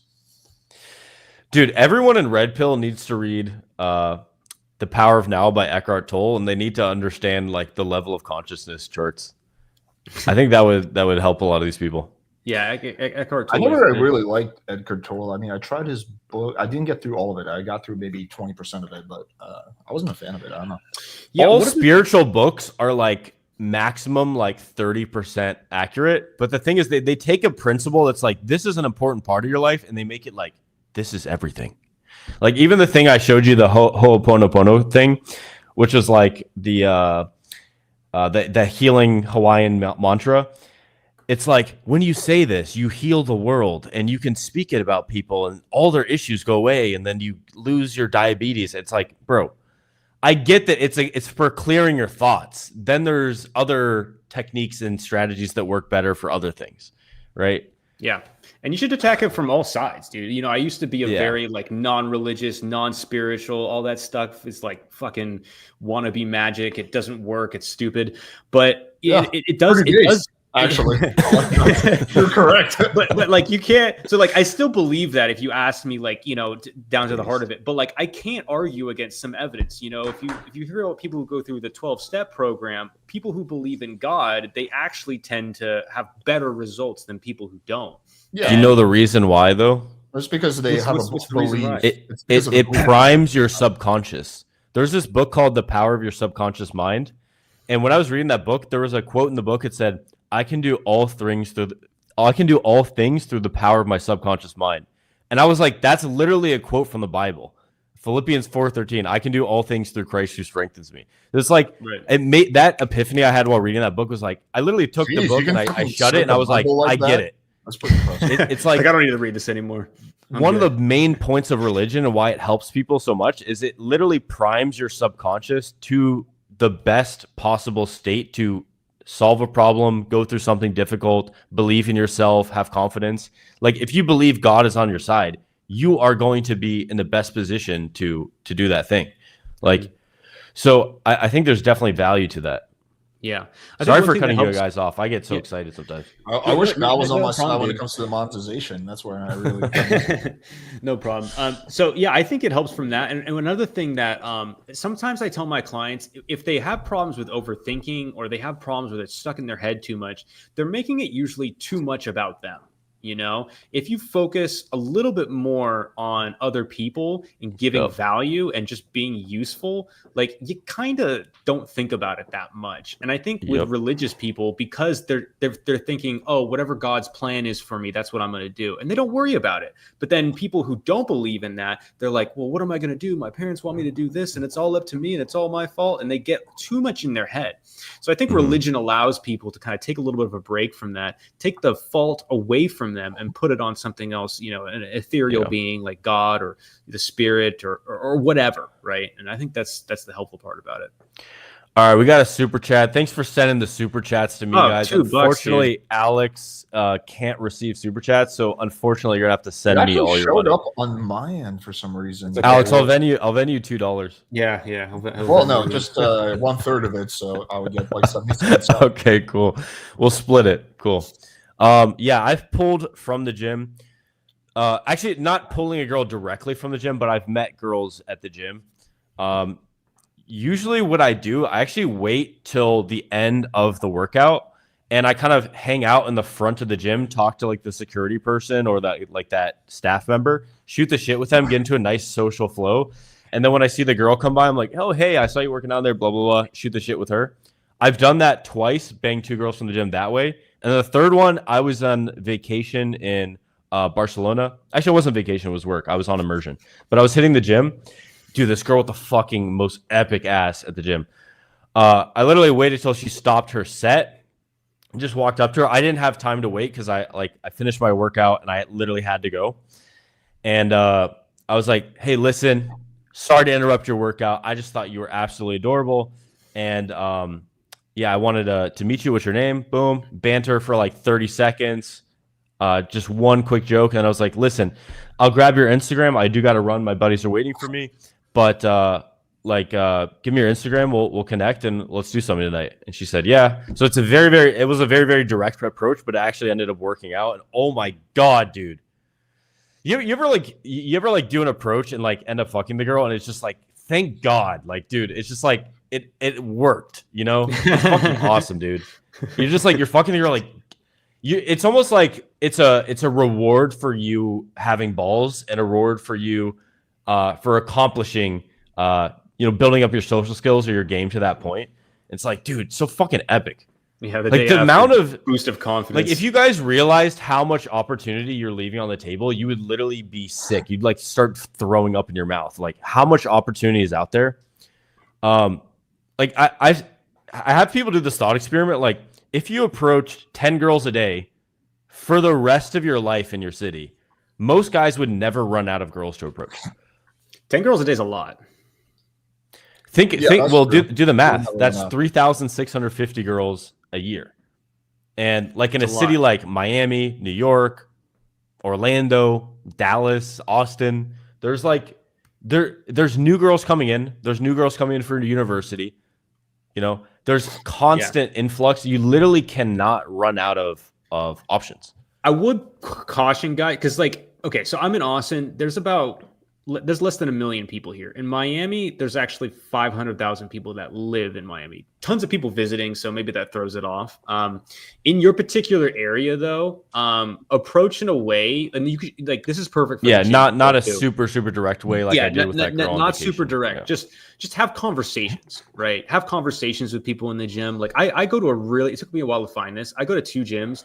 Both of them, I've made them really social. So every time I go in there, I know somebody, or they're like four people, right? And so when a new person comes in, it's very easy for me to greet them and say, oh, cool, is this your first time here? I haven't seen you here before, right? And so the conversation is very natural, it's easy. If I want to get their phone number, it's great. If I was single, I could easily get a date out of that, sleep with them, or, progress it. But you don't want to, people always say this, you don't want to shit where you eat. I don't like to use that term, but you don't want to go super direct and hard unless you're I don't like know, man. Austen. Like, I'll do these stream interviews and I just go like, "Hey, what is your biggest sexual fantasy?" Like, ask a super sexual question like right off the bat. And I'm talking about in the gym, like in the gym, where you go regularly, like on the street, like in the local area, like it doesn't matter. Like there's always gonna be girls. Dude, one of the best like hacks I found. This is everyone asks about the gym, and like no one even approaches in the gym. Like I don't get it. Like people are obsessed with the gym question. It's because like, they don't go anywhere else. Yeah, they're like, I go to the gym and I see girls, and it's like you realize like if you went out at night, that girl wouldn't be working out and you could talk to her, or like if you just walk around during the daytime, you could like find those girls anyway. Like they leave the house. But yeah, you're right. It's like scarcity. Well, not the really hot girls. They teleport directly to the gym through the hot girl teleporter. They spawn there. But yeah, I think I agree with you, but I think most guys, they're part of their brain. They're just like hyper focused on like people are looking at me, people are judging me, like I can't approach anyone, and like I feel like it's important to snap them out of that and be like literally, obviously start with more anonymous environments, like if you don't have the social skills down yet, but as you get better and better at game, it's actually better to be in less anonymous environments, like where you have like, you know, cool female friends, you have like, you know, places that you like to go, people recognize you, like, oh, what's up, bro? They can social proof you. But yeah, 100%. I like what I think will get people out of their heads in the gym is like, okay, this is what I'm guessing this is what they're doing. Okay, I'm probably, you know, close, but most guys, they walk in, they put their headphones in, they have their playlist, they sit at the squat rack and they just like have the music blaring. They don't talk to anyone. They haven't talked to anyone all day because they've been working all day. And then they see a hot girl walk in after not talking to anyone all day, after rarely talking to a new person ever in their lives. They think now they're going to turn on the charm and charm this, you know, chick in booty shorts who's also got her headphones in, who's not really looking to talk to anybody, right? Like you want to talk to other people and be more social in your life, so that way you're used to talking to new people. You know, it's like an easy thing that you can do to kind of get out of your own head. Whereas no approaching, no socializing, no talking to anyone, and then you're like, okay, now I see the hot girl, I see the baddie, like now I want to approach her. It's too big of a jump, right? So I think start small and then work your way up is easier. One thing you could do is just have roommates. This way you're always like chatting. Not a single day goes by where I don't talk to many people. Or sorry. I live with roommates people multiple times. I live in a giant mansion full of entrepreneurs. You know, I live with like 3 other people. I'm talking to people every single day. It makes my life easier. If I want to meet people, if I want to grow my social circle, like the work is pretty much done. And I get 3 times the amount of socializing that I would get just by myself pulling all the weight. Do you guys batch stuff? Like, do you hire a cleaner, meal prep chef? Nice. Yes. Yeah. Well, for meal prep, finding a good person to cook meal prep is fucking hard, dude. Yes. Yeah. Especially so like hard. You're vegan, Lloyd. So like it's tough to not find. Vegan. No, I'm just really skinny. That's it. Gotcha. Let me give you the testosterone lecture real quick. It'll take about 45 seconds. So. Oh yeah, you gotta get me on that. So there's this needle. The fastest way to increase your testosterone is to inject testosterone. That is the fastest way. Yeah. Serious question. In relation to the conversation, is there any compatibility between learning pickup and maintaining a strict Christian sexual ethic? Ooh. I think the difference is you don't push to sex. Like you could basically do everything the same. Like you can tease, you can flirt, and to be fair, having sex until marriage, like that would be. Yeah, I'm not qualified to answer this question, dude. There are a lot of like I know some girls. Like I grew up in the church, so I know some girls didn't care at all, and some girls were very, very, very strict. They will not sleep with someone until marriage. No, but he's talking about like he's a strict Christian. Yeah, I think he's talking about for himself. Yeah. So and with those people, like you can still date, you can still chat, you can still flirt, you can still explore things, you still make out. It's just, you know, and the same process of pickup is like at a very high level. It's the same as sales, marketing. There's like there's huge similarities between it. It's just like lead acquisition. Are you meeting girls? Lead nurturing. Are you able to text those girls and get them out on a date? And then you have closing, which is, I guess, maybe for you it'd be, wait, isn't there like, can't you do that loophole where you like you soak, or is that's the Mormon thing? But you like put your dick in there, you just kind of soak it, and then they have like their friend jump underneath them and like kick the mattress so they can like hack God. I don't get this, dude. There's like an Orthodox Jewish thing too, right? Or they like don't hit the light switch. I'm so confused right now. The Jews have a million different ways to like cheat God. They're like, there's a Mormon thing where they cheat premarital sex by soaking. They like put their dick in but don't move. Oh my Lord. Yeah, it's a legit thing. It's hilarious. But yeah, I don't think there is compatibility between it. It's just you don't do the fucking part. Yeah, it's and the whatever line for you, just say and establish that in conversation. Like, you know what, I'm saving myself for marriage. I think sex is divine, and I want to share it with someone that I'm going to be with my whole life, and I believe that should come after marriage. I do want to explore some sexual stuff with you, so I'm probably going to fuck you in the ass. But outside of that, like, I think the loophole, dude. Yeah, I had a girl who was super religious. My solution is just give up on the strict Christian sexual ethics. Realize that all the people who are actually like the top hierarchy of Christians, like all the bishops and all of them, they don't follow. Yeah, they're all hypocrites. No one's actually following it. So I'm sure there's some good people there. No, there are definitely. I've met people that they're strict. Yeah. Guys and girls. By the way, if you're a guy who's watching this who has no game and probably isn't very good looking either, church is actually a great place to meet a quality woman. I know so many guys who have no game, who are like honestly not that good looking, and I see their wife or their fiance, and I'm like, how the hell? What happened here? You don't know any of this shit, and it's church. I should start filming infield. Hey, I'm gonna say one thing about this. A word of caution. I actually through my friend's church, he knows a guy who he married a woman. They were both virgins when they got married. He found out after the first time they had sex that sex is so painful for his girlfriend or his wife that they can rarely do it, and like it's just this painful act. And it's like he's like, I'm literally with a girl now that I'm married to who I can't even have sex without her being in like insane pain.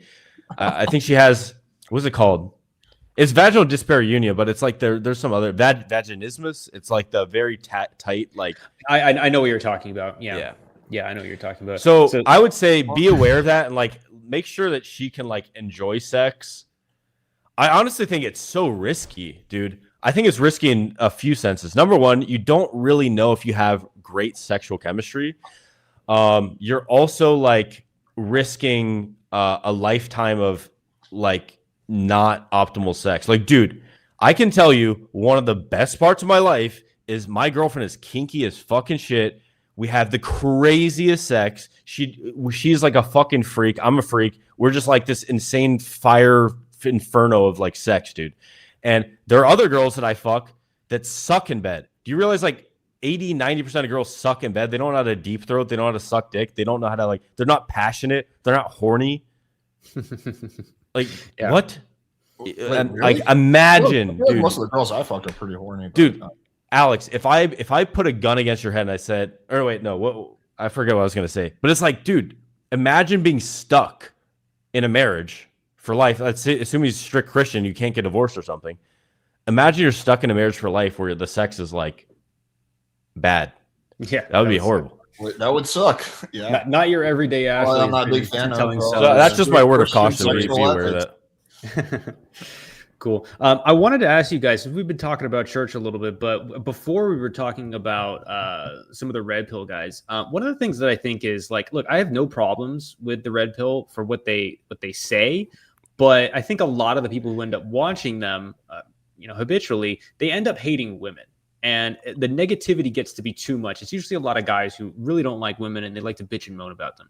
What do you think is the best way for a guy who's kind of inundated with that content for him to come to the light side again, start seeing women as like positive things rather than just these negative, hateful, manipulative creatures that a lot of guys, I think, in the red pill space. Honestly, it's like a chicken and egg thing, but getting a cool girlfriend would basically solve all of that, or like a cool fuck buddy. Mm-hmm. where you would see firsthand evidence that women can be awesome. But again, if you're like super negative, you're probably not going to attract most girls. So it's like becomes like a chicken and egg thing. Yeah. So how is there a way for them to get? Because I have an answer for this, but is there a way for them to get out of the negativity before they've accomplished, a lot of the great things? You say it's forgiveness, Austin? Yeah, like a lot of the red pill people, it's like it's very clear what they're doing, and it's almost insane that people don't see it. It's like they are in a state of hating women because of one woman. They're generalizing a bad negative experience and trying to rationalize that this is because a conspiracy of all women are bad. I've met a lot of women, or a very small sample. Most of them are actually really awesome. What? A very maybe not one woman, but maybe a small sample size of women. Maybe like and I think they have to recognize, number one, forgive yourself for not having the ability to decide what a good woman is, and to we can fix that. Like I literally have a lesson in my course: never date toxic women again. I don't get involved with shitty women because I know what to recognize. So forgive yourself for not having the judgment of that, and then forgive the women in your life that you've had bad experiences with. If you don't forgive it, you're literally stuck with that negative emotion and that negative energy. Do you want that stuck with you forever? Like, let it go. You can let go, guys. Like, so I would say that forgiveness, meditation, and then start having positive reference experiences with women and use that to build up the positivity in your life and recognize the good in women. If your focus, the recurring question you're asking yourself is, why are women so bad? How is this woman going to hurt me? Like, those things are going to happen. Like the feared and appeared thing. So conversely, like if you start thinking like, what is awesome about this woman in front of me? What should I be grateful for? What's cool about this girl? And obviously don't go for any girl, like screen for good girls, know what to look for, be a good judge of character, understand what dark triad traits are, and only pursue women that are a good match for you. But like start to look at the good in them. You could always find what you focus on is what you get. And what you get is your life. Do you want your whole life to be focused on like how shitty women are around you and how negative and butthurt and how much of a faggot you are? Or do you want to be focused on like, dude, my life's so fucking awesome. Girls are sick. Dude, we can have sex and we get to hang out. You guys ever have that realization? You're like hanging out with a girl, you're like, this girl's fucking cool. And then I get to fuck her too. Like, it's so awesome, dude. So start focusing on. This was always common sense to me. I was never like a bitter, like red pillar. Yeah. I don't know. I think, okay, here's one. You could just say like, this is to me the most obvious comparison ever. Is like, you're just being like a feminist. Like feminists will do all the same shit just on the other side. Like men are this, men are that, men suck. You're just doing that exact thing. Just you're switching gender. Yeah. Like, do you want to be a feminist? Because you're literally being a feminist. Yeah. You are a male feminist. I think when guys do this, a lot of times they're like, oh, all women are just, after money. They're all gold diggers or they're all whores or something like that. They're just looking at. I'm going to go on seeking and meet my next girlfriend. They're just looking at like the hot chicks they see on Instagram that are like flaunting use their my body. Red Pill knowledge to go on with a link to their OnlyFans account. So I think by first starting about what you guys just said, which is recognizing that like, hey, I'm focusing on a very small set of the female population. If they go outside and look at most women are not the women that they're getting pissed off about. Most women are just normal girls, like dealing with a normal life that probably has major challenges, right? That's number one. And then I think the second thing is like actually starting to get out there and having fun while meeting women, learning to make the process of socializing and meeting women a fun experience. That can really change. Women, you have fun with your boys. No girls. That's when the fun happens, Sometimes you guys drink a little bit, you snuggle up. That's fun, man. You can't have any girls involved in the fun. It's gay, bro. Dude, you know what it's like? I feel like it's almost like we're kind of NASA scientists in a way, and then there's like a flat earther coming across, and we have to like entertain. That's how I kind of felt talking to like the Lucario guy and the other guy. It's like, do I have to entertain the flat earther? It's like I'll do it because I like debate and I like discussing ideas, but it's like, do I really have to do that? It's ridiculous. That's how I felt. Didn't you guys though at one point in time like hate women? Because I know I did for like a long time. I hated them a lot because I wasn't successful with them. And I was more sad. Successful. I was more sad too. Yeah. And I would blame myself. I never blamed women. So you never. I saw women being with other guys. Like it's not like they, women were not Yeah, I also doing have stuff. like It was- good like women. Like my mom is really great. Like I Yeah. have female cousins that I have a sister, and I always had friends. I always had female friends. Yeah, me in too. high Me too. I school. always had But I was female like friends. I was like their gay Yeah. best friend kind of thing. Yeah, exactly. Yeah, me too. Me too. Damn, Dude, high five, I gay went best through a friends. point where I had no female. The friends. revenge I of the don't gay like best period. friends. Dude, The I don't know if gay you best did friend had this. the last laugh. I learned game right after high school, and I started systematically meeting the girls I had crushes on in high school at college and fucking them. It's like Nice. girls that I had crushes on that I was like in the friend zone. I like systematically was like, okay, her, boom, bang, bang. Gotcha. Do you guys have learned a this bit quicker than experience? me. Did most of the people in your high school go to the same college? I had it later. Yeah. Oh, okay. Yeah, it wasn't like that for me. I had it later. Yeah. I didn't learn this stuff until like a few years after Yeah, college. same. So Yeah. I was it was more of me seeing the girls Inc. I went to UC Santa Barbara. UC Santa Barbara is a very like there's a I've been lot there of many pretty women times, there, a lot of parties and stuff. And so Yeah. I would see these girls hook up with like just the biggest douchebag guys. And I've even fucked some girls it would from make UC me Santa mad. Barbara. It would make me mad a lot to see that. And then so I saw a lot of those girls like, you know, passing me up. Like I was basically invisible to them. They didn't give a fuck about me, right? And then later on, there was a few women that I was like, I used to party with, but they would like go for other guys. I got a few of those, and that definitely felt pretty good. And, you know, I kind of started to feel sorry for them. You know, I realized kind of the challenges that they were going through in college too. Like, you know, they didn't like themselves particularly that much either. They just were getting laid and I wasn't. That's interesting. Yeah. This seems like a cool place to go to school, though. I went It there is. for 3 days, and it was awesome. Oh yeah, it was nuts, dude. I mean, like my game. So like in my freshman year, I like went out a lot and I tried really hard, and like because I had no success with women, I actually entered college as a virgin.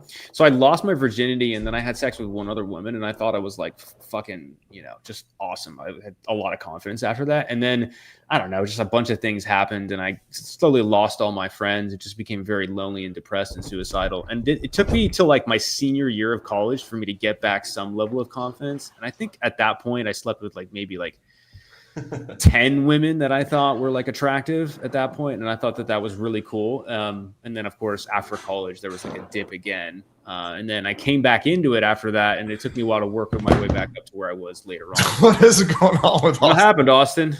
Did we lose you? I'm all good, guys. Okay. Well, we have a great view of your chin right now. He has so. to adjust his red glasses. Oh, we're getting a little too low. Bring it back up. The channel demonetized again. Yeah. Shit, dude. You're gonna have to start paying YouTube now. It's like the opposite. Yeah. Like we're monetized now. You pay us. But dude, I don't think you have to worry too bad about the monetization, even if you don't get it back. Like you have a business on the back end, so Yeah, I know, but I've gotten quite used to my cushy YouTube paycheck. I mean, it's not huge, but it's substantial. Gotcha. Cool. Yeah, Lucario comes off as a trashy and very thirsty for sex. It's the other extreme of the friend zone. What do you guys think about that? Yeah, it's like anything in game, there's nuance. It's not like you don't just take a concept to its extreme, like self-amusement. I'm just gonna be a clown. You know, it's like no. It's like compliance. Come here. Fuck me in the bathroom in 5 minutes. You won't? Fuck you. Yeah. What? Yeah. He seemed to have a very like old school mentality about it. And it was just like the way he thought about things was just so different. I found the concept of like street game they kept talking about so fascinating. Learning game from the streets. Because it just essentially means like cold approach, right? That's the word. But they want to keep using, you guys don't know street game. You mean cold approach? No, I mean street game. What does street game involve? Going up and talking to girls on the street. So like if we show those guys a thesaurus, they're gonna get fucking pissed, dude. They don't understand there's like multiple words to describe similar things. All right, we'll use your word street game. There you go, Fahrenheit 451 on their ass. It's so silly. Cool. One last question before we sign off. There was a guy who was like, I think he gave $5 or something like that. He was just basically saying how he thanks us for he thanks us for basically doing actual approaches in real life. So nice. Yeah, I don't know if that's a question, it's more of a statement. And then the other guy posted about I appreciate you guys for cold approaching women and not just talking shit in front of a camera. Perfect. Yeah. And this used to be banned, dude. There was a moment where for like 2 years, you couldn't post any infield. Otherwise, your channel just got like fucking axed. Like I know several channels. Yes. I know like 500 channels got removed. It was when I first started. It was when I first started. So I was in a bar and I knew, Jeffy from RSD, right? I was in a bar and I was running a program, but I just started coaching, by the way. And so I was with a couple students, and Jeffy comes up to me and he's like yelling, which is not unusual for him, by the way. He's like yelling at me, and he's like, I hear you doing the whole dating thing. You need to get out now. And this is like right before RSD deleted all of her videos. And then just random. He was like a random stranger at this point. No. We knew each other. Oh, like okay, I'd been to his birthday party and stuff. It'd like be that. funny if he was just a random stranger. It would be funny. It would be funny. But he was like telling me to get out. And so like right around that time, that was when a lot of channels were getting deleted. And there was some that somehow managed to stay in. And I had no idea how they stayed in. But at that point, like I was for like 3 years, I was too scared to post any of that shit. And granted, I don't really post that much stuff now, but there was a point where you could not post infield, and then just one day they're like, we don't care about it anymore. You can post their face, their fucking social security number, all of that shit, and no one's gonna get deleted. So then you get guys who are doing that, and it was kind of an interesting time. That same thing happened with COVID. Like around 2020, 2021, you could not even talk about like the lab leak hypothesis, and around 2022, like no one gave a shit. Yeah, it's just like if you say the wrong thing at the wrong time, 6 months before you can like get your entire business and channel demonetized and like shut down, police coming to your house, and then like 6 months later they're like, oh, okay, cool, yeah, right. It's actually reality. Well, actually, it probably did come from a lab. Yeah. Yeah, it turns out that was true. Like, can I have my channel back now? My business? No. We're sticking to it. Cool. Well, I got to run, you guys. I don't know if you guys want to talk anymore, but I appreciate you guys having me. Have a good new year, and I'll see you when we get back. You as well. Thanks for coming on. Yeah, cool. I guess I'll do 2. It was fun. We'll see you guys in 2025, I suppose. It kind of feels weird to say. Can I stay on and keep answering questions? Yeah, if you want to. Sure. I'll stay on for like 10 more minutes. Okay. I think you can end the stream on your end, right? Yeah. Okay, cool. I'll just stop my cam or whatever and take myself off. Cool. All right, guys. The reason why you need to unsubscribe. Okay. Fuck you. Heard that. Just kidding. All right. I want to talk about this comment. So, yeah, there's one thing that's like, I like this concept of tutorial island. So, like, in certain games, you'll have like this tutorial that you're on. And it's like, it's kind of safe. You can like look at the videos. You can like kind of mentally masturbate on it. You can like think about it. You can watch people do it, but you're still on tutorial island where you're not doing anything. And all the people that you respect that stepped into the fire, they're the people who like got into the ring. They did the fight. They did the thing, right? So at a certain level, like once you have enough inspiration, you just got to start taking action. No one's coming to save you. There's no one going to be there pushing you unless you pay for like an immersion program with me. But you need to make the decision for yourself. But yeah, let me see if anyone has any questions. I'll take like 5 more minutes of questions. You guys have anything that's on your mind? I want to just finish this rant. Appreciate it, man. Bring Tutorial Island with you on dates. Nice. Come to Toronto.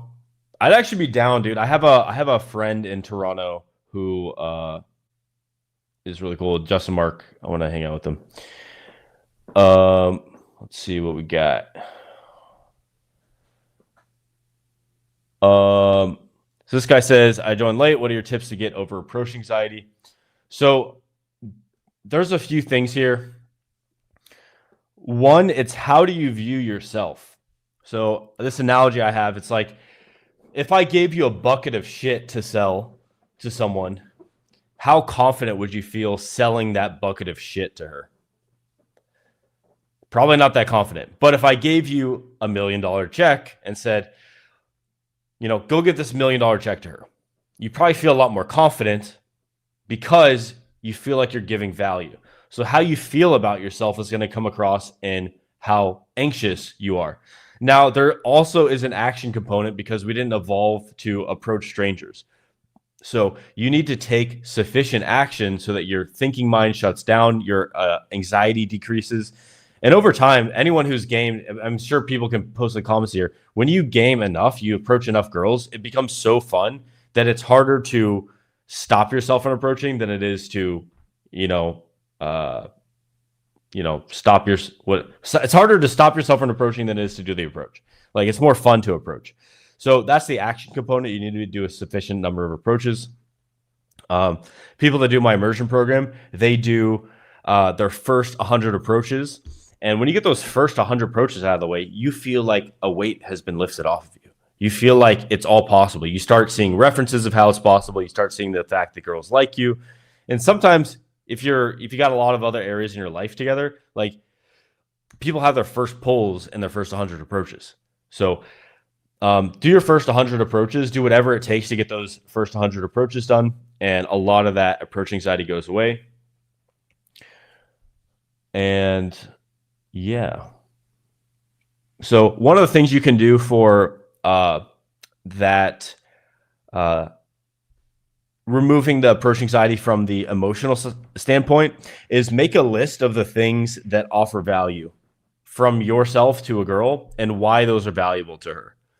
And when you say it, you should be actually like saying it with certainty and confidence. So like, what I actually have a list. I'll read you some of the things on the list. And when you start to view it like this, my buddy David Bond, if you guys know, he's like run harems up to like 9 different girls that he's dating concurrently, who are all like in the same room with him. Like probably one of the best to ever do like the whole dating thing ever. So one of the things that he said is he used to write on his hand, "She wants to meet you." He'd write like the acronym for that. And he had to remind himself, like, girls want to meet you, but they're not going to come up to you themselves. Girls are kind of shy, they're more introverted, or not more introverted, but they're more shy and they're less likely to do something like that. It's just their nature. So by reminding yourself of the value that you have to give a girl, you know that she wants to meet you and you'd be depriving her of the value. So you're kind of an asshole if you don't approach. So so here I have like some dating stuff. Let's see. Yeah, one of the things a girl gets out of meeting me is great sex. Give her heavenly pleasures and squirts. Girls can live out their fantasies with me. They can try new things. They can finally experience what it's like to be with a man who is like free. Conversation, having an intelligent, interesting conversation, having a conversation that's like deep and can hit a girl in that place, and also just being able to like banter and have a fun vibe, have a dominant sexual conversation. Like there's so many things just through conversation that they can get out of you. Any girl that I'm dating ends up becoming healthy. Like I get them into the gym. I literally convince them through like literally classical conditioning to get into the gym. And then once they go enough, it becomes this autopilot. So they get fit, they feel better. My current girlfriend, I got her a reverse osmosis. So she's not taking in fluoride, calcifying her pineal gland. She's getting like good food. I make them stop drinking alcohol. Like I'm literally like God is working through me to like help them. So like just in a self-development health mindset, they get value of that. So write down a list of like the things about you that give value to girls. And if you don't have a very substantial list, like as you're dealing with girls and they start telling you things they like about you, write those down. Cool. How do you live in the US as a Canadian? That's for my immigration lawyer to decide and to speak on. What else? Let's see. Anyone got some good comments? Dun, dun, dun, dun, dun, dun, dun, dun. Half of these comments are like not even in English. What are your thoughts on having a date? What are your thoughts on having a date be a fun activity such as dance class instead of just conversation? So a dance class, I would say, is bad because you're not able to like talk to the girl as much. An activity is definitely fun. So like, I'll give you some of my date ideas that I've done over the years. So, I kind of put them in 9 different categories. My first and favorite one that I've done the most is a board game cafe. So the cool thing about this is you get to play a game while talking to girls. So you can play, Connect 4. You can play word games that give you topics of conversation. But yeah, I like activity dates too. So like mini golf, billiards, ping pong, like one time I took this girl to play to like pool billiards, and there's like these people started like twerking on the tables. It was fucking chaos. Like the cops came. It was fun. One of my favorite dates that I did while living in Miami was pool, jacuzzi, shower, sex. So basically, like, you meet up with the girl, you hang out, she puts her stuff at your place, you go down to the pool, you swim around. If you guys have an apartment, this is great. Every apartment has like a pool and a jacuzzi. So go into the pool, swim around, and then after that, you're like, oh, let's go to the jacuzzi. And then you start to like get a little bit more sexual. You make out, she's sitting on your lap. If you got privacy there, you can do a little bit more. And then basically you just go up, take a shower, and then like it's basically like automatic sex after that. What else do we got? How do you overcome rejection fatigue? So people misconstrue this. A lot of people say game is a numbers game. It's a skill game. So you have a sufficient number of approaches that you're doing, and then you're improving your skill in every single time that you do an approach. So how you open, you improve upon that. You improve upon your vibe. And if you're literally not even able to like finish your open, then you're doing something wrong. Like if your energy is super, super off, if you haven't like improved your physique, if you haven't improved certain things that come across in the beginning, your fashion, having a little bit of jewelry, like literally just like this little necklace could be, a bonus. Having things that make your first impression better, which usually is giving value, like going in to contribute and giving value, as opposed to going in to try to make yourself feel cool, trying into, for other reasons, or going in to have an agenda. Like all that stuff makes your approaches really creepy. So if you're getting rejected a lot, you're doing something wrong. And if they're harsh rejections, then you're definitely doing something wrong.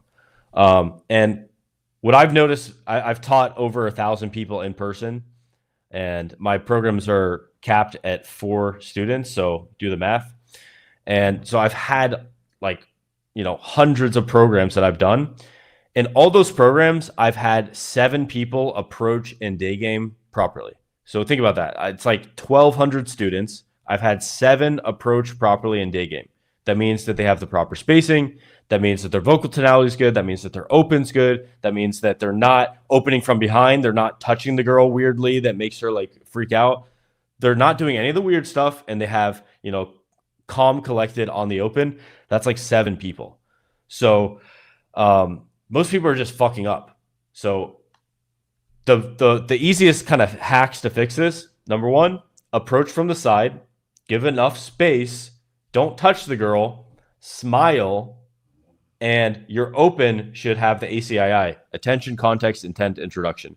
At nighttime, you can essentially open with anything. There are better opens for a night game, just verbally, but generally a night game, it's like, what's the vibe like? And people don't really care too much about the open. It's about what you do after that. And like, if your vibe is on point, the technicalities don't matter as much. Cool.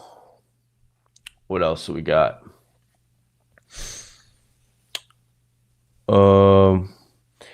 Yeah, so this is a good point. You said some guys change for the worse when they succeed in game. So I would say that's only focusing on one part, but when they succeed in game, that means number 1, they're charismatic. Number 2, they understand female psychology and just human psychology in general. They understand their own mind. They know how to regulate their emotions well. They got out of like this like kind of dark like negative thought patterns, and they're able to achieve something. So first of all that stuff's good. The problem is that getting really good results with girls can make you definitely more arrogant, and it can make your ego inflate. So the way to kind of counteract that, number 1 is meditation, being aware of these things. Number 2, there's a great book, Ego is the Enemy. And it shows how like the bigger your ego gets, it actually leads you closer toward failure. Because when you go into an interaction and you pretend like, doesn't this girl know who the fuck I am? I'm the shit. Like, you stop doing the process of game, which is what got you the results in the first place, and you just think like you should just show up and she should just suck your dick. So it can fuck you up in many ways, not only in game but in life. And yeah, in general, that I haven't noticed that with everyone, but it definitely, people that tend toward narcissism, they do tend to make it all about themselves, and it actually does create more suffering too. When you focus too much on yourself, you get suffering, as opposed to focus on contribution, growth, helping people, making sure everyone has a good vibe. And I do notice that the people that get the best at game, and also like if Michael is here, we talk about social circle stuff. It's like those people just make the best decision for everyone. That's like the cornerstone of leadership, is you make the best decision for the group, right? So if you're treating people like shit, you're not really being a leader. You're not really being a good example. And it's kind of like a lower level paradigm. Yeah, but Ego is the Enemy is the book by Ryan Holiday. I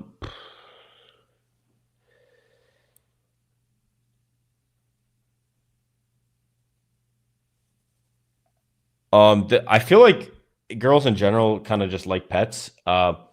It tends to be, I'll just say from example, like I would prefer dating a girl with a dog. It's just like dogs are like happy, present, fun energy. Cats are awesome, but it's like they're kind of more like selfish, shitty, and they don't really care about you as much. So I feel like the influences around you have an influence on your personality, and there's probably a reason why certain people are attracted to certain animals, and even just the breed of dog. There's some dog dating app where they had like people matched by their dog breeds. It's like, what dog do I have? The dog I have literally matches me. It's like a medium-sized dog. It's a border collie. A medium-sized dog that's super energetic, is super athletic, and is super intelligent. Like, that's my dog, and that basically is who I am. I'm like fucking ADHD, fucking hyped up, energetic as fuck, smart as fuck, like So I matched my dog, and I've met other people that have border collies, and I'm like, we're just very similar in that way. So I think who you choose, like what pets you choose, kind of is a reflection of your character in some ways. Okay. This guy's, what are the other ways to keep your ego in check? So it's meditation. A big thing for me was recognizing the downsides of what ego leads to. Ego basically is like, I'm so cool as I am. Look at me and kind of worship me. That's ego. And the problem with that is you're focusing on yourself. No one gives a fuck about you being perfect or awesome or cool. They want you to be like, they want you to be real with them. They want you to be authentic. They want you to be yourself, and they don't want your ego getting in between you and human connection. When you clear away the ego, you like human connection is the default. So that's one thing for me, is I realized that my ego and my significance was preventing me from contributing more. And that literal shift in my mindset has, in the past like 2-3 weeks, really transformed my life. Yeah. So I think having that realization, and I don't know what it would be for you that makes it click for you, but you do have to revisit it. Another thing that could help is honestly psychedelic mushrooms, which I can't tell you to do, but it can make you very aware of your ego. Yeah. I also think pickup in general, it'll show you how your ego works and how it can fuck up chemistry, how it can make it can show you more about how your ego works in some ways. Let's see.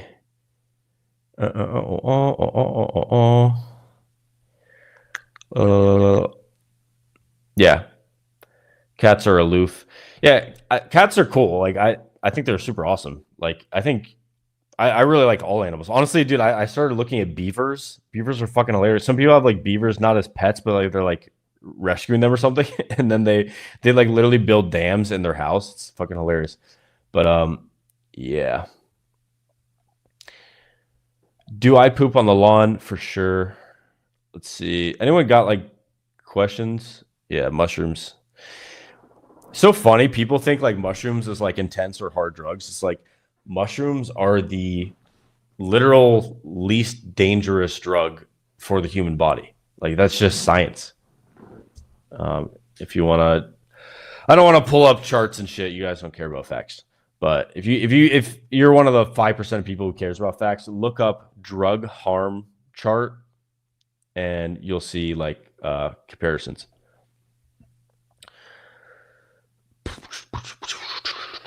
I'm actually curious. Does anyone have questions on relationships? I want to get better at helping people with relationships in general, like with girls that they're dating. So, any relationship problems, questions, conversations, let me know.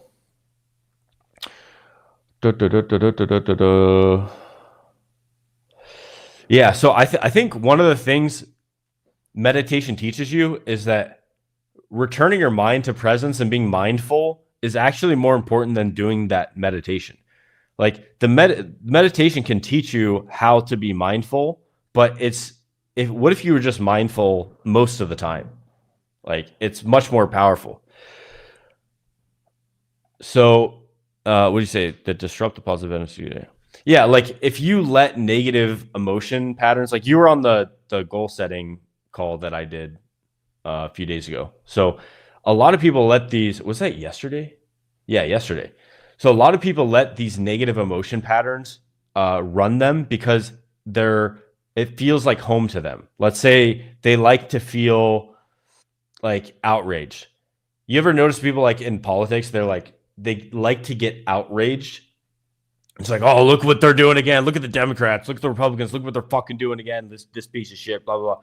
These people are addicted to the emotion of outrage. They want to be like angry, right? So they're looking for reasons to get angry and looking for interpretations that make them feel angry again.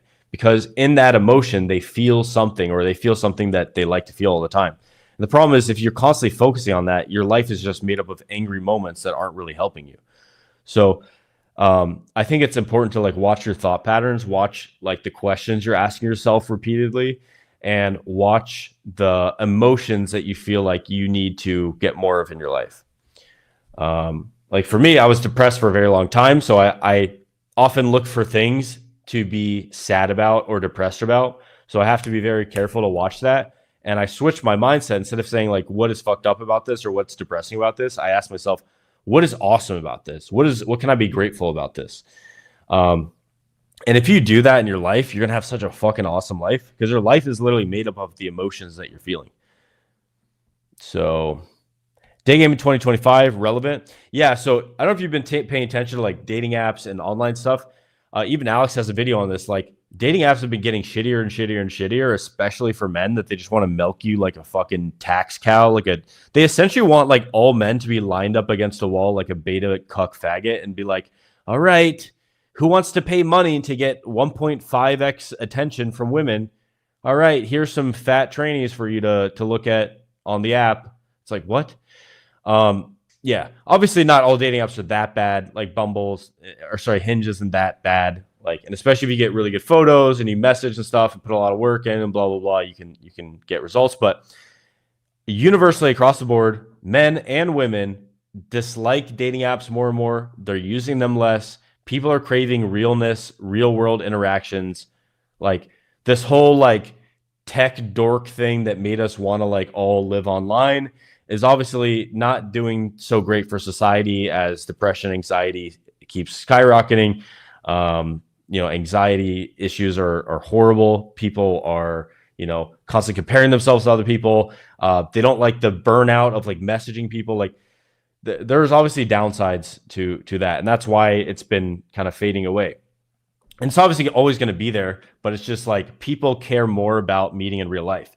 It is such a tremendous waste of time to message a girl for like a week, get her out on a date, and then you realize you have no chemistry with this girl and you don't want to spend time with her, and she didn't even like look that much like her pictures, And it's like, what did you do all that time for? So I think personally, it's better to meet in real life. And there's a few reasons for that. One, if you meet a girl that you end up dating and even marrying, you have a beautiful story of how you met that separates you from like what every other guy on the planet Earth can do, which is sit behind a keyboard and message a girl. Obviously, online dating works. A quarter of the girls that I've slept with in my life have come from online dating. I've dated girls from online. But yeah, I've noticed that the story of like, they tell themselves in their mind, like, this guy, at the bare minimum, he's courageous because he came up to me. And then also, when you're meeting someone in real life, you have like a mini date with them in that very moment. You're assessing chemistry. You're assessing how each other looks accurately. You're assessing like, how do you feel about them? Do you have anything in common? Do you have like, is there kind of like a fit there in any way, shape, or form? And that's why I think like day game is really good. A lot of girls don't like to go to clubs as much or bars. Like people don't drink as much. People start seeing alcohol as kind of like stupid and gay, which it is, and low T, and makes you uglier and fatter and dumber and makes your skin shitty. So fewer people go to bars and clubs. So the cool thing about day game is literally everyone goes outside. Everyone leaves their house, grocery shopping, buying clothing, going to the beach, going to the park, walking their dog, exercising, walking to the gym. Like everyone leaves their house. So I think that's why day game is so like kind of awesome, is that you literally have access to everyone. So yeah, essentially the question, like, is day game relevant, is like asking, is human attraction relevant? Yeah, it's still relevant. I mean, you would have to like unwire like a billion years of, evolution for it to not be relevant, because and then also like human evolution, like past few 100,000 years, because that's how people like connect. It's like in real life. And ideally what you do is you meet girls in real life, you invite them to fun, low pressure events, you invite them into your life, and then they can gradually get to know you over time. So you kind of use game as a funnel to fuel your social circle. And then you have cool people around you. And then you don't need to be so much pushing toward the close like a salesman, but you can be doing more like marketing, which is like, okay, I find leads, I add them to the funnel. And then like, the ones that convert, and the ones that don't, it's fine. They can still like be a part of your friend circle or whatever. So yeah, I'd say like literally, if you were to put a gun in my mouth and say, what is the actual best strategy to meet and date and fuck the hottest girls? It's you combine day game and night game with some kind of social circle, fun meetup thing. So combining those two together, I think, is like the best of both worlds. Some girls are just going to want to meet you on a date, and that's sure, just go for the date. Some girls might take more time, and it's okay. And you can put them in an environment where you have higher social status, and then, yeah. So I think I've ranted enough on this. Yeah, OnlyFans bot farms. And don't get me wrong, like, dude, I have fucked a ridiculous amount of girls from online, like more than many people's lifetimes worth. And it definitely works, but I just don't enjoy it as much, to be honest. Like, it's kind of fun. Like if you're really good at text game, it's super fun because you're like saying witty shit and you're like seducing girls, and it like kind of gets you hard as you're messaging them. I used to like jerk off while messaging girls because it would turn me on so much, but just in-person game transforms you faster, and it also gets you the highest quality girls, in my opinion, in my experience. Fuck, dude. Carl, who I was filming the video with, is not allowed to come to the US. So I literally need a new person to film the video with. Pre-date goon session.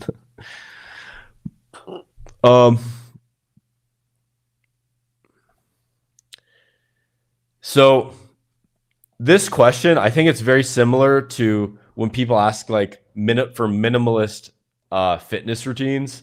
It's like, if you're asking about how to do the minimalist fitness routine, you're probably not going to get jacked. And it's because your mindset is like, this is something that's painful. How much time do I have to get to finally get the results, as opposed to focusing on the process. So you're focusing like, shit, like, I don't know, maybe I'll give this a good faith response, which is you should probably be going out if you 2 nights a week for night game. Ideally, you do 3 nights a week, Thursday, Friday, Saturday. And it depends on your starting point. There's a great quote. I'm going to quote this for the rest of my life. Good diagnosis precedes good prescription. So in order for me to give you a prescription, I need to diagnose you properly. The diagnosis for people to work with me is literally like a 30 prompt thing where I have them like write out a whole thing, because I don't know who you are. I don't know your age. I don't know your race. I don't know your city. I don't know your game experience. I don't know, if you're a cool guy. Do you have good vibes? Are you like stuck in low consciousness thinking? I don't know any of your stats. So I don't know what concepts you understand. Like if someone comes to me, they're like, what's up, bro? I'm a pretty good looking guy. I got like, a lot of close friends. My family's good. I had a good upbringing, no trauma. I also work in sales, and I close like $1 million in sales a year. And I'm super charismatic, and I just never learned game because I was so focused on sales.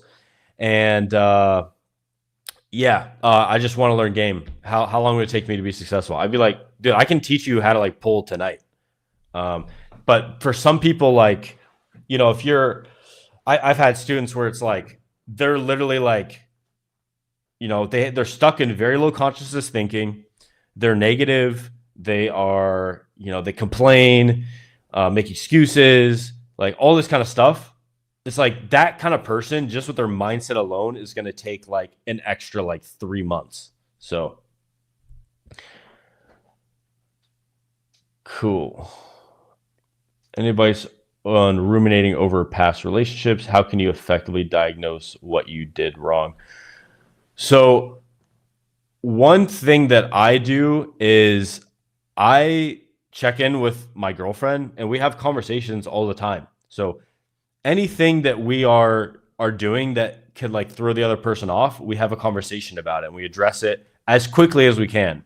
We're both kind of like avoidant conversation style people, so it's a little bit difficult, but we've made it a point to quicker and quicker get to the point where we're having the conversation in a very calm headspace. And yeah, I think that's the important thing to do, is bring it up while you're in the relationship. But I don't know if you have if you have contact with her, but it's literally a good thing to do is say, hey, listen, I'm just on my self-improvement journey, and I'm trying to be the best version of myself. And I was wondering if you could give me some feedback on a couple things, and then ask her like questions for the things that you get questions about, and say, I would, if you want feedback from me, I'd give it to you as well. But I'm just really curious of your opinion, because you're an awesome girl, and I'd love to know what you say. And when you ask for feedback in that way, you can get the feedback, and you can improve on it.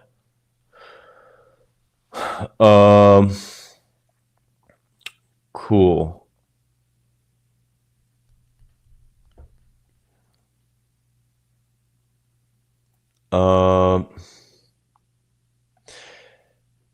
Yeah. So, I mean, the recommendation I give for learning game as like just a standard to hold yourself to is 4 times per week, you should be either gaming or going on a date. So that means you should be going to a social circle event with lots of girls and talking to them. You should be hitting on girls day game, night game, or going on dates. So if 4 times a week you're having like a 2 to 3 hour session talking to a girl face to face, and like talking to girls face to face, you're gonna be getting sufficient reps in to improve in game. So I'd say 4 times a week you should have a session. So that could be like, it could look like, you go out Friday night, Saturday night, maybe Saturday day game, and then let's say you have a date on Sunday, then that would be 4 times. But yeah. Can you do me a solid and have a nice night? I will. Yeah, fuck, dude. I actually have to go to sleep. I woke up at 5 a.m. today. But I'll do 2 more minutes. I'll take 2 more questions, and then I'll go to sleep. Because I need to contribute. Contribution. The gift is in the giving, guys. I'm here to help you guys out that are where I was when I started. Have I tried Indian women? Yeah, so you know what's funny? I fucked Bengali girls, Pakistani girls, and like several of them. And I didn't fuck an Indian girl until like 2022. It was kind of weird. It makes no sense too. Like there's like so many the shirt assholes live forever, dude. So this guy interviewed me. I don't know if you guys anyone who's been following me for a long time. There was a guy called Kirill was here, and he's the one who invented this like champagne facial. Like you've ever seen nightclubs where they take champagne like shooting girls' faces? He would do that. And he'd have his parties that are fucking crazy. Like he shoots like milk everywhere. Like, you know, girls go fucking nuts. He gives girls swirlies and stuff. So that guy interviewed me, and I bought like 20 of his shirts. And funny enough, if you wear the shirt, women will compliment you all day long. It is nuts. I'm not exaggerating. If you guys get this shirt, get like one of these shirts just for like to test it. It's hilarious. Like assholes live forever. There's so many different versions of it too. It's all the same thing, and it is nuts, dude. Like cashier today. Oh, I love your shirt. So true.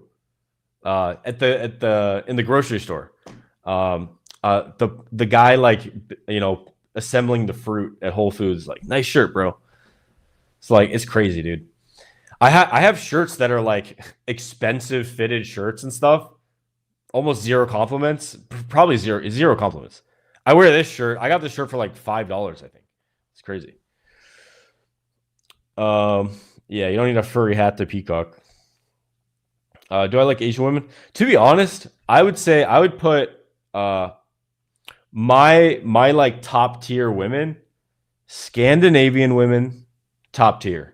And then I'd say Eastern Asian women, Japan, Korea, China, up there with Scandinavian. That's what I would say. Like, dude, they have it all, dude. These girls have it all. It's like super high IQ, cool, empathetic, interesting cultures. Like the languages sound interesting. I love it. Cool. All right, guys. I'm going to go to sleep. I hope you guys all have a wonderful New Year's. And yeah. If any of you guys are interested in doing the goal setting call, I had so many people reach out to do a goal setting call after the last one. So I will do one. Just DM me on Instagram, Austin Summers on Instagram, DM me 2025, or actually just DM me the word goal setting or 2025 blueprint or goal setting, and I'll set something up for that in the next few days. All right.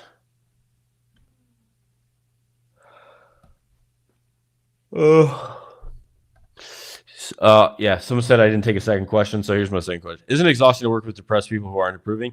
Yes, and that's why I literally told my salespeople, if you can tell someone is very negative energy, do not let them apply for coaching whatsoever. Yeah, like if people are, and it's kind of sad because some people are so close to breaking through, and it's like you can help them, like they're like showing them the light, like break through, you can do it, and then they just they self-sabotage. They're like their self-sabotage mechanism is greater than like 3 people like borderline doing like a fucking exorcism plus like helping them game plus helping their inner game and like doing exercises. Like it's crazy that like you can literally be leading someone through an inner game exercise and they fight it so much to even do the exercise that would help them the most. And I think a lot of people, it's like they're scared to know what would happen if they let those negative emotions, those negative thoughts go. They're like scared of what would happen. But yeah, I would say most of my clients are fucking awesome, dude. I did an immersion recently. I had a guy who was he had over $100 million in crypto. Super cool guy. Runs an agency with his brothers. And then I had another guy who's retired at like 35 and now just writes about like the occult and like weird, things that go on. And it's a very interesting guy. I had another guy who was a peak performance coach for executives in San Francisco.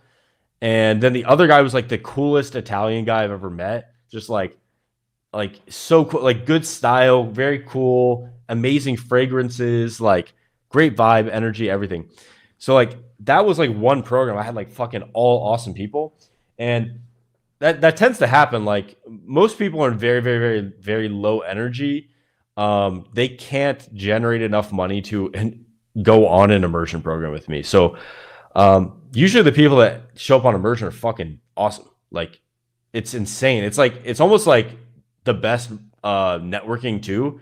And a couple of the guys that have done immersions have like formed businesses, and several of my immersion programs, those guys at the end of it, they create like a pickup house and go out like every day for 6 months straight and get crazy results. So yeah, it's I have nothing to complain about there. Like most of the guys I work with personally are fucking awesome. I have had a couple like mentorship students in the past. I don't even do mentorship anymore, but I have had a few like online mentorship students that were just like, dude, they were, I did the most I could do to help them, and they just would not give in to following advice, having any sort of positive outlook. So, it's occasional, right? And it's like what they call it in marketing, like a lead customer. It's like someone who's just going to be a fucking nightmare, and they're not going to do anything. They're not going to show up. They're not going to do stuff. But yeah, most people are fucking awesome. And to make sufficient money to do like an immersion program with me, you have to be somewhat cool. So, how have you become this spiritual and grounded lately? I realized that was the biggest thing missing in my life. And I didn't really do much for like the past 2-3 months, and it's really been bumming me out. And I realized that a large portion of that is because I've been focused on significance and not contribution. And then that made me realize like, fuck, I need to really do some internal work. So I read The Power of Now by Eckhart Tolle, which is insanely good. So Power of Now. It's a good book. And then I also read the Practicing the Power of Now, which is like the follow-up to that. And then I went to Tony Robbins' Date with Destiny, which is an $8,000 program where he takes you through lots of different self-development exercises. And that's where I found that Ho'oponopono exercise, and it really helped me. And then I started being more and more aware of my thoughts and how I was showing up in my life. And yeah, I had this desire to just like increase my consciousness and help people contribute. And yeah, I'm much more aware of my emotions, and I'm much more aware of the limiting beliefs and limiting thoughts that I had. So yeah, I'm going to start putting out more content like this on my channel as well. And my immersion program, I'm moving from 4 days to 7 days, and every day is going to have inner game exercises and some form of infield or coaching. So I'm building inner game. Like the first day of my immersion program now is going to be all inner game stuff. So most people that come on a program, it's like obviously you do need to learn game. There's a skill set to that. People who say it's all inner game are retarded because it's like, what if I told you like, dude, all you need to become an NBA player is great inner game? It's like, dude, no. Like there's obviously a skill set. There's things you need to practice and drill. I've already been doing that for fucking a decade. Now what I'm going to start focusing more and more and more on is the inner game side of things. So ideally my program would be a 50-50 split. And that's what I'm working for this year. Like I told you guys, my main goal this year is be the number one in-person dating coach that has in-person trainings in the world. So that is my all-encompassing goal. And the recurring question I'm asking myself is, how can I become even better so that I can contribute even more? And if I go, basically what I'm going to be doing is I'm going to do immersion, then I'm going to go to other people's events, steal stuff from it, learn from it, like take the best out of that, and then apply it to game, and then create exercises for game that are based on kind of like self-development and inner game principles. I'm going to do the same exercise I've done forever for game. And then we're going to go out, crush the field, and meet a lot of girls. And if you guys stay tuned to my YouTube channel, because holy fuck, dude, I'm releasing a banger of a documentary. It's the Helsinki immersion documentary. We went out in Helsinki first night, literally first night on the program, which I used to not even do the first night of the program, go out, do night game. But now I just call it a bonus night game and give it away. And the first night we pulled 8 girls. The second night we pulled 6 girls. The third night I literally made a joke and I'm like, fuck, bad night tonight. You know, my students only pulled 5 girls. So you're going to watch it. It's going to be fucking mind blowing. So yeah, but that's my goal for the year. I've been ranting a lot. You have some of the best POA content. Thanks, bro.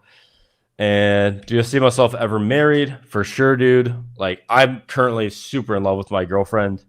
Like, I literally look at other girls now and like get grossed out. I'm like, dude, my girlfriend's hot, smart, cool, like interesting.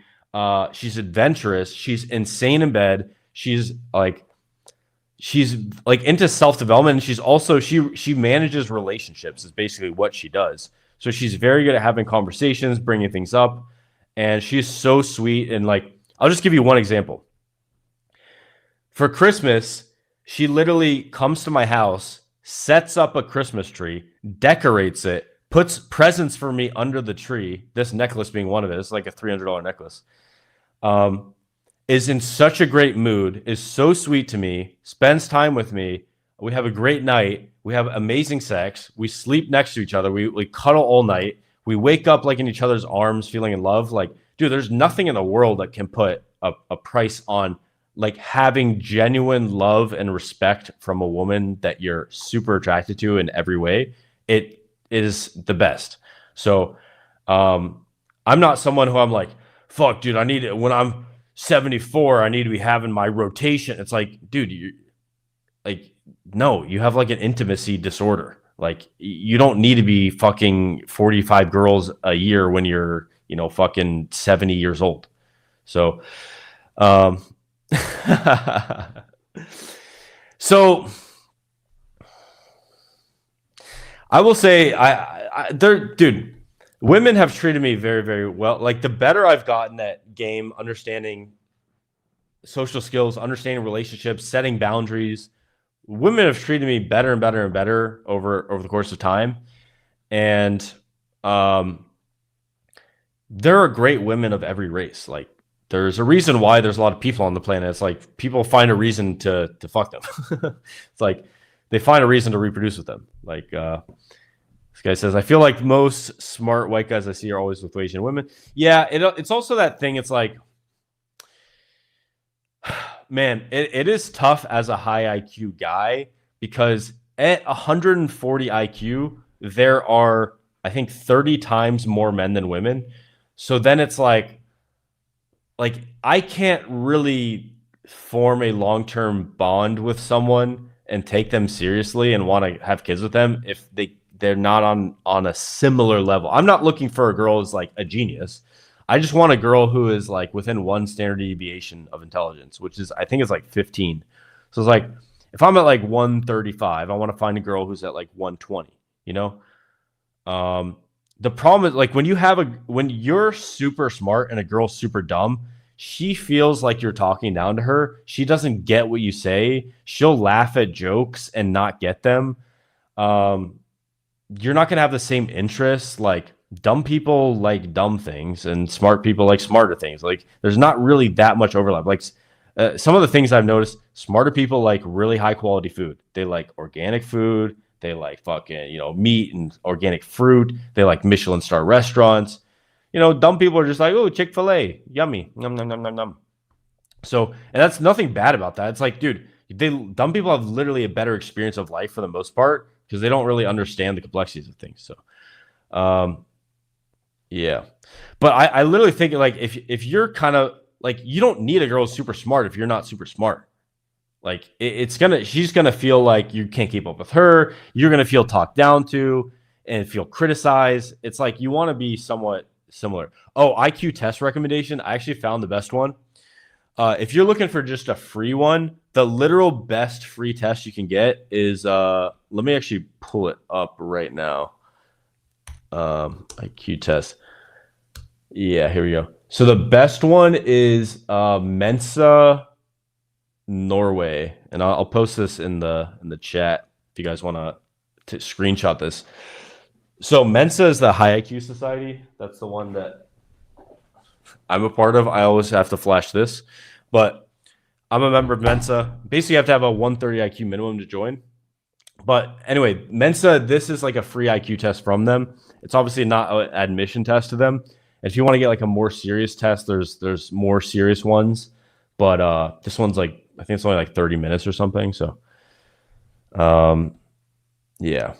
But so if you're a smarter guy, it's tougher to find those smart girls. And oh my God, dude, like I was with my buddy today in my entrepreneur group.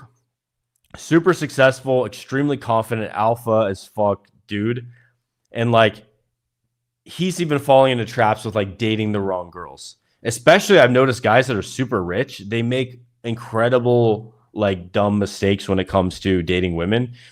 And it's so funny. You guys are going to like think I'm capping when I say this. All of my extremely rich, successful friends, they mention this. When they got a Lamborghini or a Ferrari, their dating success went down. When they got a yacht, their dating success went down. This guy is telling me today, he's like, and I've actually brought girls on his yacht, but it's difficult. It's easier to bring girls on a pontoon boat than it is to bring them on a yacht, because a yacht implies, oh shit, it's a yacht. Maybe this guy's going to try to creep on me. It's like, it's a weirder. Whereas a pontoon boat is like, it's just fun, right? And also boats in general are just harder to bring girls onto versus just like a house party where they can leave whenever they want. So yeah, so that will probably blow some of your guys' minds. You'll probably like think that I'm full of shit, but I have very rich friends and they have stated similar things. How many girls at Harvard video I hook up with? I don't know, a couple, but why does it matter? Smart people don't have to. Actually, one of the girls in that video is a Brazilian girl. She cooked me food after we banged, which is kind of nice. It was like, I think one of my first experiences of like banging a girl, then her being like, let me show you my feminine qualities by cooking with you and cleaning your house. Bum ba bum bum bum. Well, I didn't bring up the topic. If I say that I'm intelligent, that doesn't defy my intelligence. And I also realize that like intelligence is like a starting recipe. It's like what you do with it that matters. I can tell you a lot of really smart people are caught up in very, very dumb emotional traps. So on the inside, we're all basically, like I talked about earlier, we're all like emotional children, and you need to know how to wrestle those emotions. Love your inner child, love all those parts about yourself that make you you in all different stages of your life to form one complete whole, which is you now. And yeah, if you don't, like, there's so many traps to fall into. And I am definitely one of those people that's fallen into traps of bad emotional patterns. And yeah. What's your advice for someone who's picky? I would say decrease your standards for things that can be trainable. I was ranting about this on my yearly goal setting call. Find your definite list of must-haves. For me, it's like she's got to be like, 120 IQ above. She's got to be like an 8 attractiveness or higher on my scale. And ideally, I like a girl so hot that guys get pissed off and depressed when I bring her into a restaurant. And it is a difficult thing when your girl's so hot. she gets hit on wherever she goes. Like my girl will get hit on leaving my apartment, going to her car in my building. She'll get hit on, guys will leave notes on her car in a parking garage. She'll get hit on 3 times at like Whole Foods. Like there are downsides to dating extremely hot girls, but the upside is they're extremely hot. And if you have a girl that's fucking loves you and you satisfy all her needs, then you don't have to worry about cheating. And also, if you screen for girls that are low psychopathy, if they have low openness to, they're not super high openness to experience, and they're also not super low on conscientiousness, then they're less likely to cheat. And yeah, I teach you guys that in my course, Game Transformation, gametransformation.com. Yeah. Yeah. So basically write those must-have criterias, and then the things that aren't as important, put lower down and put like a box around them. Those are like the nice to haves. So you have your must-haves, you have your nice to haves, you have some deal breakers. Like for me, it's like girls smoke cigarettes. I don't even entertain. It's disgusting. Girls into doing like hard drugs. No thanks. A girl can't have an adult conversation. Not for me. Like there are certain deal breakers that I just can't entertain. And then I notice all the things that are trainable. You don't have to find a girl who's into the gym because you can just train her to go to the gym. You don't have to find a girl who eats super healthy. You can convince her to eat healthy. You can be a good example. I've obviously talked about that before. But yeah, and the other thing is increase the volume. So you dated 20 girls but found none good enough to be your girlfriend. So increase the volume, dude. Before I met my current girlfriend, I was like, I don't know if I'm going to be able to find someone that I truly can love and have a relationship with, because I didn't think that they were good enough options. Like you find a super, super hot girl. What's the issue? Tons of guys paying her money to go on dates with them, to go out. She's getting flown out left, right, and center. You know, it can go to her head. She becomes entitled, shitty personality. A lot of hot girls are high in that craziness matrix, right? They're like, they have higher psychopathy, narcissism, etc.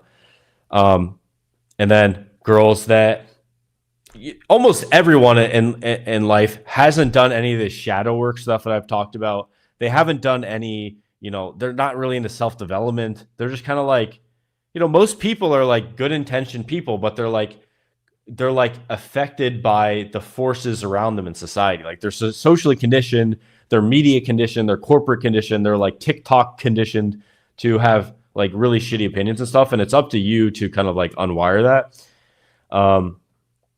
And set a good role model. And like, obviously when a girl super respects you, she will start to see your opinions as facts. Like when a girl really, really admires you, she will start to be sympathetic to your worldview and adopt a lot of the things you believe. Obviously, you find a girl that's similar beliefs and values in the beginning, and then yeah, you can help her work through the stuff that she needs to work on. And don't pretend like none of you guys have stuff to work on. We all as humans have things that we need to work on. So yeah, I would say whittle down the list. What are the must-haves? Then what are the things that you feel would just be nice to have and that you could possibly train, and realize that those aren't as important, and only focus on screening quickly for those must-haves, and realize that a great relationship is something that you build. Like not every girl is great out of the box. I don't think there is a girl that's great out of the box. Like you need to work on your communication together. And because you're two different people, you're going to bump into different things. No one's perfect, and we don't know how to communicate and kind of like mesh well. So you have to have very precise conversations about like what your wants, needs, desires are, how you want to be treated, etc. So, and establish those boundaries very quickly on in the relationship.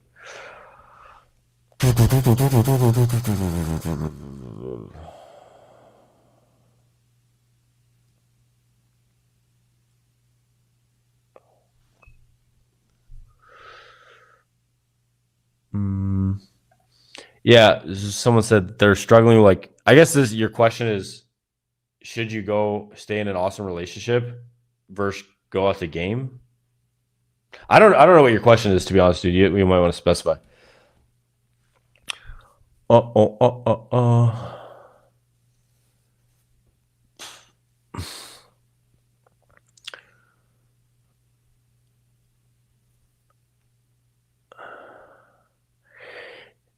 Yeah, rich guys always pick the worst. It's so funny too because people think they're like, man, if only I was rich, then I have all these girls all over me.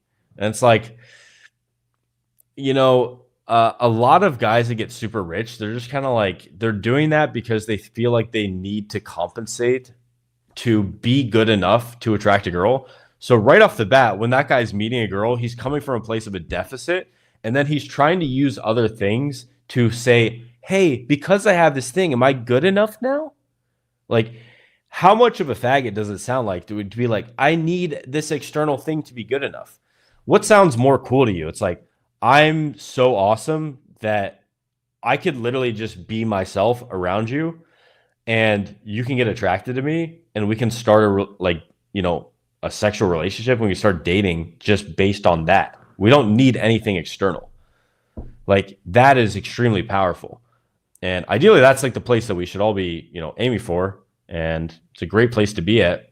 Like, when you get to the place, I call it the fifth phase of game in my course, game transformation. The fifth phase of game is naturalization. That becomes where you can game on autopilot because it's a part of who you are. It's an identity level thing. It's not something you have to do. It's not something you have to perform. It's not something you have to like. It's just who you are, right? It's like the three paradigms: having, doing, being. Being is the ultimate paradigm. It's like I am who I am. Like when I show people infield to me, they're like, dude, you really do like walk the talk. It's like, yeah, I'm not just some fucking keyboard warrior. I've done this shit. I do this shit. Like, you know. So, yeah. So basically, yeah, that's a trap that a lot of rich guys fall into, is like trying to attract with material possessions. And what happens is some girls are attracted to that. And you know what they're attracted to? They see, oh, I got a fucking sucker that I can basically use him for money. Fuck, there's such a good example of this, but I don't want to talk shit about anyone, so I'm not gonna use it as an example. But it's like, it's a very outspoken, very rich guy who I don't even want to go into it. I want to acquire high consciousness, which is, I'm not going to talk shit about people unless it's, very urgent. Cool. Whoever got me to do a second question, I've been doing like 15. God damn it. They re-addicted me. I guess I do have to stay up a little bit later because I'm trying to stay up till midnight at least tomorrow. Did you find God or something else? I feel like I did, dude. I do want to start going back to church. This new year, I'm going to be going to church. I've decided. There's one when I did that exercise I was telling you guys about, the Hawaiian healing mantra exercise. There was a prompt for that said, "What's missing in your life?" Like we did that exercise, and then there was a prompt for it. And I literally stopped halfway through the exercise and went down and I wrote down God. Like, God is missing from my life. So I wrote that down like in tears. And then I realized that like I needed to be more forgiving of myself and really be grateful for what I've accomplished in life. It almost felt like the more I accomplished in life, just so you guys know, currently I'm at the literal most expensive apartment building in my city. I have the most expensive unit in it. I drive my dream car, which is a Tesla. I know some of you guys don't like Teslas. You're wrong. It's okay. It's okay to be wrong. I drive my dream car. I have an awesome girlfriend. I have an awesome dog. And it was at the point where I've been focused on getting shit done and like becoming better and becoming better and becoming better. But then I realized, I was like, I'm not appreciating what I have. Like, the better I became, the more I realized, the more I felt like I needed to become even better. So I started to have to focus more on gratitude. So I've been doing meditation every day, gratitude every day. I go into nature more often. and I try to cleanse myself of negative thoughts, and so yeah. I would recommend doing sales. I don't know if you've been paying attention. There's a lot of like software engineering jobs that are very hard to get now. They're less common. People get fired more easily. Versus sales is something that you will be able to use. It's the most general skill set of all, and it's one of the most financially lucrative skill sets ever. Most millionaires started in some form of sales. And it's very common for business owners to start in something with sales. I did sales. I'll tell you that. I ran a painting company. I did sales. I broke the sales record for my like painting organization thing that I was a part of. And yeah, sales teaches you so much that relates to game. It's like very similar mental frameworks that apply to sales apply to game, and just understanding how things work in general. Like if you understand how to persuade people, you can essentially do anything. Like you can make money, you can persuade your family to do things that are powerful for them. You can persuade your girlfriend to hit the gym. Every girlfriend I have hits the gym, and half of them did not hit the gym before I told them to. And I don't just tell them to. There's a specific kind of sales funnel that I do. And yeah, I would say definitely learn sales. And the cool thing with sales is for a small company to do sales, you don't need any qualifications. You can literally start from the bottom and like work your way all up to the top. Like that's how sales is. Like if you get a tremendous amount of results for people and start to build a resume about that, like you're going to hear about it. Like there's one of my previous immersion students. He's using the skills that he learned on immersion in sales now. He became the #1 sales rep at his entire SaaS agency, and he's on pace to do 300K in like profit. Like his take home pay is 300K. So, yeah. Okay. What else do we have? You fix paralysis analysis because when you get into your body.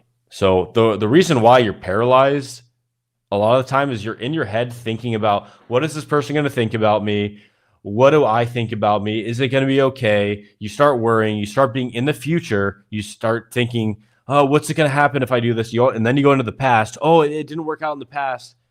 If you're just in your body, present to the moment, like you're going to have a good time. There's a guy I just did a podcast with before this, and I didn't even recognize him before the podcast, but it was an old camera guy of mine who now is like a spiritual guru who became like, I think he's a monk now. He's like some Buddhist monk or something. And I've given the example of him in clubs, and another camera guy I had at the time who was very, very into meditation. They would meditate 6 to 8 hours a day, and they didn't really know any game. But when they were around me, going out clubs and stuff like that, filming, sometimes the girls would talk to them. They were super low anxiety, super chill, because they meditated so much that they realized like we're all one. They got rid of this thing where it's just like the separateness, the ego. Oh shit, how am I going to be perceived? They just like let go of all that, and they were super present. And when you're super present, you're not in any of those you're not thinking about the future or the past. You're in the present moment. You're not thinking about what other people think about you because you're not thinking. You're like doing, being. You're in your body. So that's how I say is start meditating, do body scan meditation, get in your body, and realize that if you get in your head, you're dead. Yeah.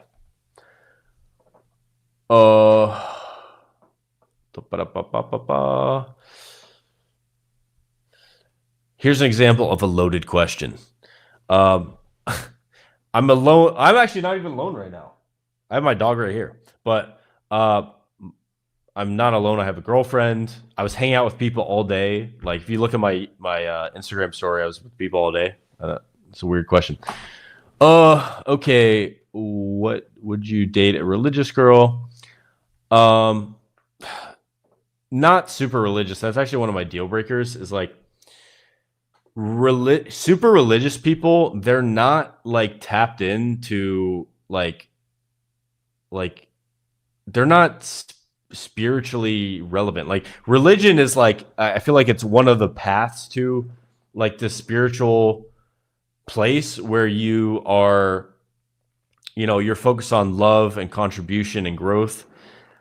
A lot of people in religion, they use religion to shame and bash people. So they're like literally using like the rules of religion and like stage 4 of consciousness, like that rule focus thing, to literally shame other people and like be fucking annoying. Like, dude, there was a religious guy here the other day talking about abortion outside my apartment with a fucking what's it called? Like a loudspeaker thing, like a megaphone. And I'm like, bro, I'm like in my apartment trying to relax and I'm hearing you fucking scream. Like, shut the fuck up. Like, dude, I that stuff bothers me. It's like, not only is he not winning people to his side, like it's not even neutral, it's like negative. Like he's driving people away from his position by being so fucking obnoxious and by like being an annoying faggot. And that's kind of like the opposite of what you would be like Christ-like or like, spiritual or like, good. Is like annoying people, disturbing them, shaming them, making them feel bad, and ultimately driving people away from you. It's like, are you retarded? What's going on? So I don't like that aspect of religion. Obviously, that's just people, but I think that there's a lot of wisdom in different religious books, and it takes some time to kind of realize how profound a lot of that stuff is until you have decent life experiences.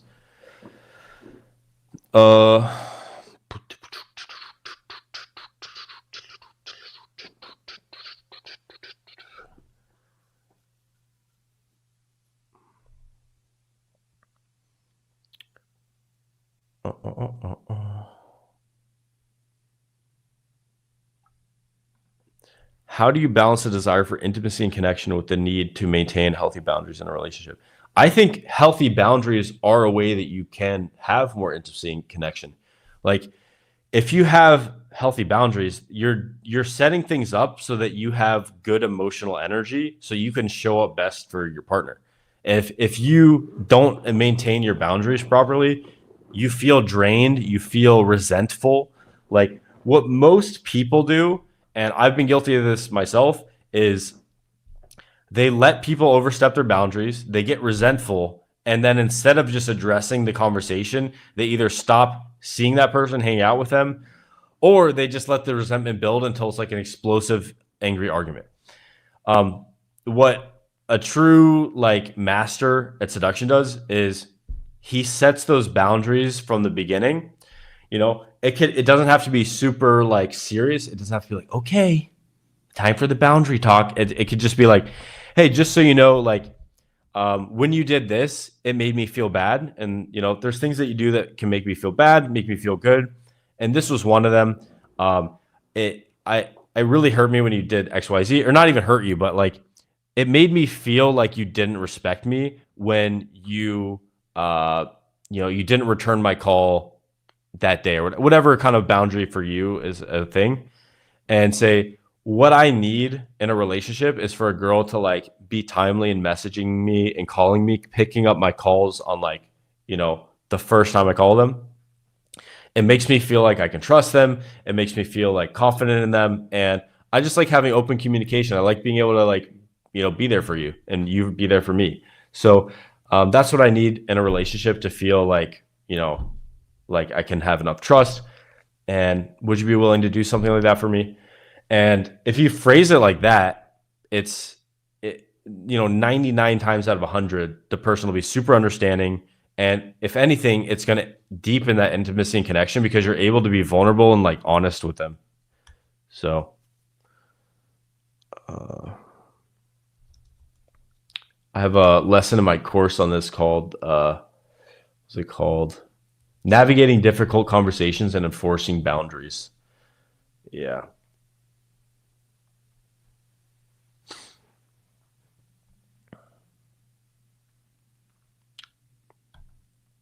Yeah. So one of the frameworks that I use, it's from nonviolent communication. It's OFNR: observations, feelings, needs, requests. So like I observed, or like when you did that, when I see that you did this, or when you did that, this is how I felt, and I need to have this in my life. So would you be willing to do this for me? That's kind of how the structure of that works.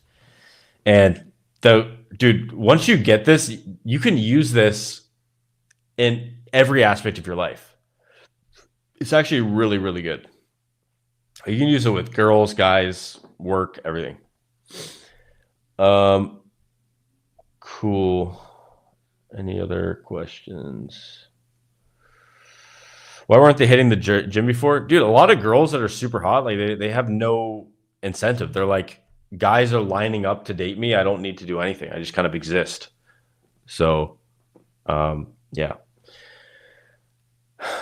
But yeah, once you like kind of click it with who they are, who they want to be, like you build the desire in them, and then they kind of try it with you, and you lead them through the process. You take away all the obstacles to it, then like girls will start hitting the gym. Like with my girlfriend, for her birthday, I got her the app. It's called Strong. I created like workouts for her, and then I had my workout buddy, like who's a personal trainer, look through it, and he basically. Do I have more water? Yeah, I'm like fucking sweating.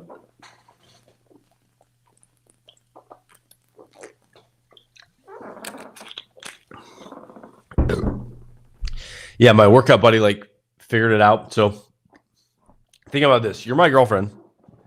You get a personal trainer's personal plan in your phone, in the literal best weightlifting app that exists, the best gym app. Then I take you to the gym.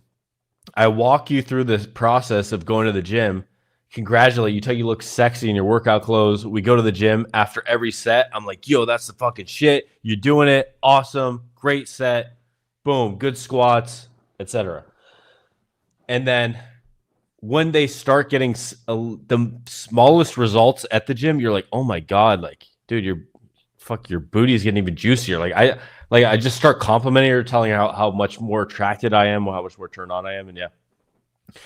And it's so funny because like you can use persuasion, and even if you would like to call persuasion manipulation, you can manipulate people for their own best interest.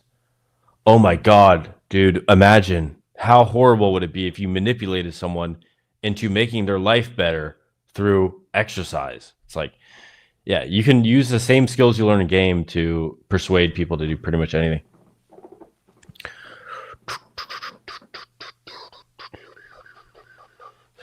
Yeah, so write this quote down. Complexity is the enemy of execution.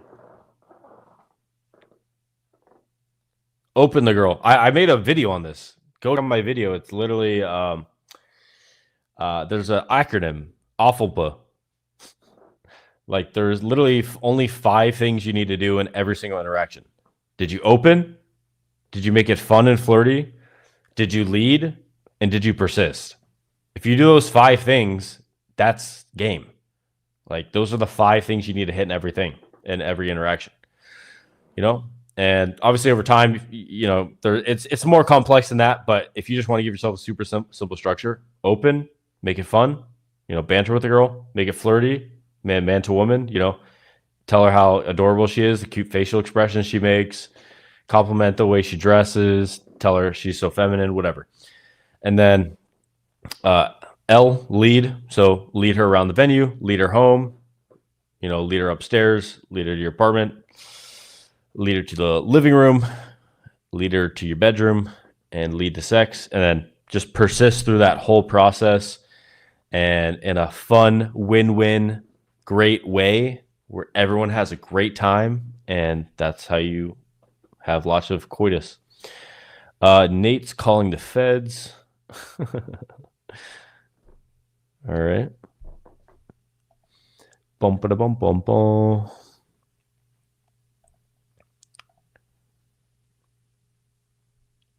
Cool. Does moving out of your parents' house get you laid more? It does if you feel like it's a big deal. Honestly, everyone I know that makes this a big deal is like, it's almost like they're almost destined to not get a lot of results. It's like, dude, you can't think of a way to fuck a girl that, like, if you live at home, like, I could give you 20 ways. It's really not your resources, it's your resourcefulness. Over time, yes, obviously, get your own logistics, live in a better place so you can pull, duh. But, like, I'll tell you some things that I did when I didn't have my own place. I snuck girls in. I went when your main goal is like success with women and game, like it doesn't matter what other things happen. Like I've had I was like making out with this girl on my grandparents' porch, and they were like, "No, like, do you understand that like if you start having sex, like she could get pregnant?"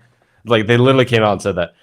So I would like sneak them into my house, into my grandparents' house, bring them upstairs, quiet, and then I'd like be super quiet because the stairs are like really squeaky. I had a blanket in my car at all times so that if I was with a girl in the summer or the spring or the fall or whatever, I could literally go on a hike with her, a nice walk, or do a picnic, and then we could fuck on the picnic blanket. And like girls thought it was fun and adventurous. In Toronto, there was like 2 months where I didn't have my own place, and it was really inconvenient to pull.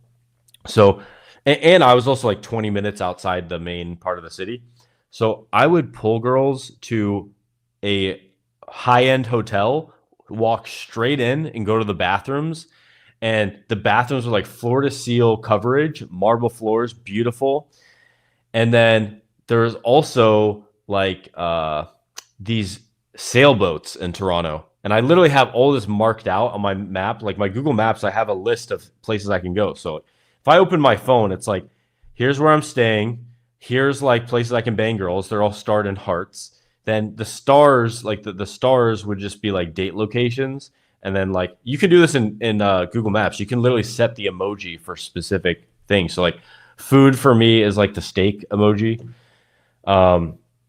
Anyway, so you can mark those places off. So like if you're with a girl and you're like hooking up at a certain part of town or next to a certain date location, like, fuck, if I don't want to bring her to my house, like where are the place I can bring her? Also, you know, another resourceful way, I had a friend who he had a 2-bedroom apartment in downtown Toronto, and the 1 bedroom was like his office or something, but there was also like a couch or a bed in there or something. And he was like, dude, you can pull girls in here all you want. Like, here's a key. So I literally had a key to my friend's place, and I could go pull girls in there all the time if I wanted to. So get resourceful. It's not your resources that matter. It's your resourcefulness. Like, Jesus. Cool.